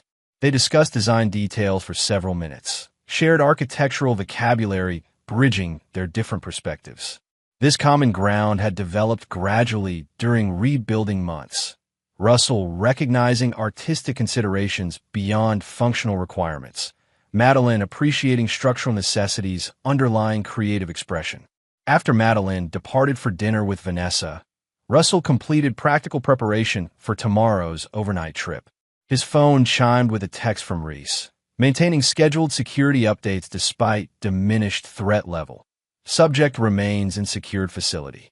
All monitoring systems operational. No unauthorized communication attempts this week. Russell acknowledged the update with professional appreciation. Though Noah's physical threat had been neutralized through institutional confinement, Russell maintained comprehensive security protocols, surveillance of Noah's limited communications, monitoring of potential proxies, regular assessment of physical protection systems. The precautions reflected neither paranoia nor vendetta, merely pragmatic risk management. While reviewing email, Russell received an unexpected message from Vanessa, its formal tone reflecting their revised relationship. Russell, a letter arrived for you at the gallery today, forwarded from the house before address changes processed. Given tomorrow's joint travel, I've left it with tonight's gift for Madeline. She'll bring it home. It appears to be from Noah's facility, though obviously screened through proper channels. Your decision whether to read it, of course. Vanessa. The notification prompted neither emotional reaction nor immediate decision. Russell simply acknowledged the information, recognizing another choice point approaching regarding boundaries with his institutionalized brother. When Madeline returned from dinner, she carried both the anticipated package from Vanessa and the forwarded letter. She placed both on the kitchen island without comment, though her glance at the institutional return address revealed awareness of its significance. Mom's giving me her old professional camera equipment, she explained, focusing on the positives. Says I've developed enough technical skill to justify the investment. Thoughtful and practical, Russell acknowledged, recognizing Vanessa's gesture as both maternal support and partial atonement. Will it complement your program requirements? Madeline nodded, her expression reflecting complex emotions regarding her mother, lingering hurt balanced against tentative reconnection. The photography elective requires digital SLR capability. This saves considerable expense. She hesitated, then added quietly, "She's trying, Dad." In her way, Russell accepted this assessment without contradiction or endorsement. Vanessa's efforts toward reconciliation with Madeline represented personal growth Russell neither opposed nor facilitated, a separate relationship development that paralleled rather than intersected his own post-marriage evolution. Later that evening, after Madeline completed packing and retired to her room, Russell finally addressed the forwarded letter. The institutional envelope had been professionally opened and resealed, contents examined by facility staff before approval for external delivery. Russell considered discarding it unread, maintaining absolute separation from Noah's attempted communication. Professional curiosity prevailed over emotional preference. Information, even potentially manipulative, provided tactical advantage through insight into potential threat evolution. Russell opened the letter with clinical detachment, prepared for manipulation disguised as reconciliation. The single page contained Noah's distinctive handwriting, though noticeably steadier than his previous frenetic style. "Russell, psychiatrists tell me this letter may never reach you. They're probably right. If it does, you'll likely destroy it unread. Also, you're right. I won't ask forgiveness. We're beyond that possibility, and medicinal clarity doesn't erase responsibility. What I did was calculated, sustained, and deliberately destructive. No apology addresses harm of that magnitude. Treatment has provided unwanted insight. My perception of our relationship bore little resemblance to reality. The narrative I constructed of deliberate suppression and control reflected internal damage rather than external truth. This doesn't excuse actions, merely explains distorted motivation. You won't believe this, but I never intended physical harm to Madeline. The surveillance was meant to frighten you, not threaten her. That distinction matters little now, but needed stating. I'll remain here indefinitely. The diagnosis explains, but doesn't absolve. The delusion has shattered, leaving only wreckage where brotherhood once existed. You constructed while I destroyed. The fundamental difference between us was always there, though I refused to see it until forced chemical clarity revealed truth too late for relevance. Noah. Russell read the letter twice, assessing content against potential manipulation. The absence of forgiveness requests or reconciliation overtures suggested genuine psychiatric intervention rather than strategic communication. Noah's acknowledgement of deliberate destruction and recognition of permanent separation indicated potentially authentic treatment progress rather than tactical positioning. After careful consideration, Russell placed the letter in his office safe rather than discarding it, neither accepting reconnection nor rejecting potential future evidentiary value. Noah's communication changed nothing regarding security protocols or legal boundaries, yet provided confirmation that institutional separation remained appropriate indefinitely. The following morning brought focused activity as Russell and Madeline prepared for the RISD orientation trip. Their efficient coordination reflected months of adapted routine, practical partnership, replacing the family choreography that had previously defined household operation. Vanessa met them at the train station, her nervous smile acknowledging the awkwardness of their first extended joint interaction since Christmas. Morning, she greeted them, professional composure masking evident discomfort. Beautiful day for orientation. Perfect timing with the summer program starting Monday, Russell agreed, maintaining civilized communication without undue warmth. Madeline's portfolio received special mention from the department chair. This neutral topic, their daughter's achievement, provided safe conversational territory during the train journey to Providence. Vanessa contributed gallery connections that might prove valuable for Madeline's professional development. Russell outlined practical considerations regarding campus security and financial management. Their shared concern for Madeline's well-being created temporary bridge across permanent relationship rupture. The RISD campus welcomed them with institutional enthusiasm, orientation leaders guiding incoming students and parents through administrative requirements and program introductions. Russell noted the physical architecture with professional appreciation, historic buildings adapted for contemporary function, strategic renovations preserving character while improving utility. During the parent information session, Russell and Vanessa maintained appropriate physical distance while projecting unified support for Madeline's educational journey. Their civilized interaction drew occasional curious glances from other parents, perhaps detecting the careful boundaries of their post-marriage communication. "She's going to thrive here," Vanessa observed during a campus tour break, watching Madeline engage enthusiastically with fellow art students. "This environment suits her perfectly." Russell nodded agreement. The program structure balances creative exploration with practical skill development. Professionally valuable combination. This limited but genuine consensus represented their evolving co-parent relationship. Mutual recognition of Madeline's needs transcending personal animosity, practical cooperation replacing emotional connection. Not friendship, certainly, but functional interaction that prioritized their daughter's well-being above lingering resentment. After orientation concluded, they accompanied Madeline to her summer housing assignment, a converted Victorian sharing architectural elements with the main campus while providing transitional independence.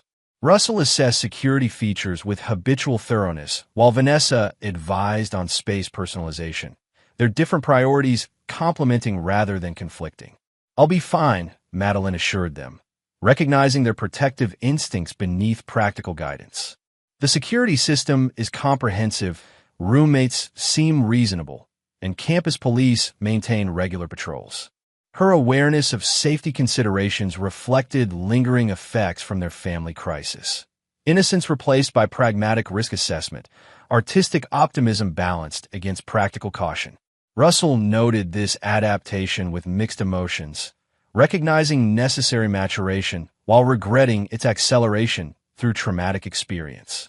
When departure time arrived, Russell and Vanessa stood together before their daughter, awkward ceremonial unity marking this significant transition. Madeline hugged each parent individually, Vanessa with emotional intensity, Russell with restrained affection reflecting their different expressive styles. "Call whenever needed," Russell reminded her, practical support his natural language. Financial transfers are automated monthly. Emergency fund accessible through the dedicated card. "And call just to talk too," Vanessa added, emotional connection her complimentary contribution. "About art, classes, new friends, anything that matters." Madeline nodded, accepting both perspectives with evident appreciation for their different strengths. "I will. Both kind of calls." Her smile reflected growing comfort with their reconstructed family dynamic. Neither traditional nor broken, but functionally adapted to new reality. The return journey proceeded with less tension than arrival. Shared concern for Madeline's successful transition, creating temporary cooperative framework. When they reached Greenwich Station, Russell and Vanessa prepared to separate toward their respective homes. "She's going to be exceptional," Vanessa observed, professional assessment rather than merely maternal pride. "Her technical skill already exceeds many working artists I represent." With corresponding work ethic and practical judgment, Russell agreed, acknowledging Madeline's balanced development. Success requires both creative vision and structural implementation. This philosophical alignment, recognition that achievement demands both artistic inspiration and practical foundation, represented their most fundamental compatibility, the core value that had initially attracted them despite different expressions. That compatibility had proven insufficient for sustaining marriage, yet remained relevant for effective co-parenting. The gallery's hosting a Rising Artists exhibition next month, Vanessa mentioned as they prepared to depart. Several RISD graduates among the featured creators. "You'd be welcome to attend the opening, if interested in seeing potential career paths for Madeline." The invitation carried no romantic subtext, merely professional courtesy and shared parental interest. Russell considered briefly before nodding. Send the details. Calendar permitting, I'll attend briefly. With this limited but civil future connection established, they separated toward reconstructed individual lives. Vanessa to her gallery apartment, Russell to the family home, now reconfigured as personal space rather than marital domain. Returning to the quiet house, Russell completed his evening routine: security confirmation, communication review, preparation for tomorrow's activities. The calendar notification from Madeline's first day of summer classes prompted subtle satisfaction.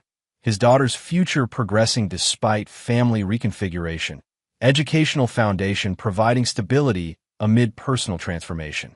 Later that evening, Russell received a text from Madeline. Orientation dinner actually decent. Roommates include 2 other early admission students. Studio assignment tomorrow. Everything secure. The message's dual content, both social update and security confirmation, reflected their evolved communication, blending Vanessa's expressive influence with Russell's practical focus. Russell replied with similar balance. Glad to hear it. Looking forward to studio details. Sleep well. As midnight approached, Russell stood at his office window, surveying the property that had once represented perfect family completion. The garden shed, scene of initial betrayal discovery, had been repurposed as Madeline's photography darkroom during spring reconstruction. The master bedroom had been remodeled with masculine simplicity, erasing lingering traces of shared occupation. The household systems operated with adapted efficiency, accommodating single resident rather than family unit. Russell's phone chimed with final security confirmation from Reese. All monitoring systems operational. Subject remains in secured facility. No anomalous activities detected. Daily report complete. The notification represented not lingering vengeance, but pragmatic risk management, prudent precaution rather than emotional fixation. Noah's psychiatric confinement provided necessary separation, while monitoring ensured early detection of potential boundary challenges. The systems would remain indefinitely, neither excessive nor insufficient for addressing demonstrated threat. Russell acknowledged the update, then completed final preparation for sleep. Tomorrow would bring continued reconstruction. Company leadership meeting regarding the Arts Center project, architectural review of RISD campus features for potential incorporation, consideration of Vanessa's gallery exhibition invitation as potential normalization step. As he settled into adapted routine, Russell acknowledged the fundamental truth that had emerged through crisis navigation. Foundations, when properly rebuilt after betrayal's damage, often exceeded original construction in both strength and functionality. The reconstructed life, rising from destruction's aftermath, wasn't merely a repaired version of previous existence, but evolved creation incorporating hard-earned wisdom about structural vulnerabilities and essential reinforcement. The perfect family structure had collapsed under betrayal's weight, revealing critical design flaws beneath surface appearance. Its replacement, reconfigured parenthood, adapted professional focus, reconstructed personal identity, incorporated architectural lessons impossible to learn without catastrophic failure. Balance without dependency, strength without rigidity, connection without vulnerability to single-point collapse. Russell Harmon had entered this ordeal as successful builder of external structures, homes, businesses, community developments. He emerged as architect of more complex construction, adaptable systems designed to withstand betrayal without disintegration, relationships built on transparency rather than assumption, personal identity founded on intrinsic rather than relational value. The betrayal that had threatened total destruction had instead forced comprehensive redesign, creating foundation for future construction that no deception could undermine. The transformation from builder to architect of resilience, Russell's evolutionary response to catastrophic challenge, represented not merely survival, but fundamental advancement. As Russell completed his day, the reconstructed home settled around him with quiet stability, not to showcase perfection of previous existence, but something ultimately more valuable: authentic structural integrity that would withstand whatever storms approached on tomorrow's horizon. The foundation had been rebuilt. Construction continued. And there you have it. Another story comes to an end. What did you think? I'd love to hear your thoughts in the comments below. If you enjoy this story, consider joining our community by subscribing. It means the world to us. For more stories like this one, check out the recommended videos on screen. And I'll see you there.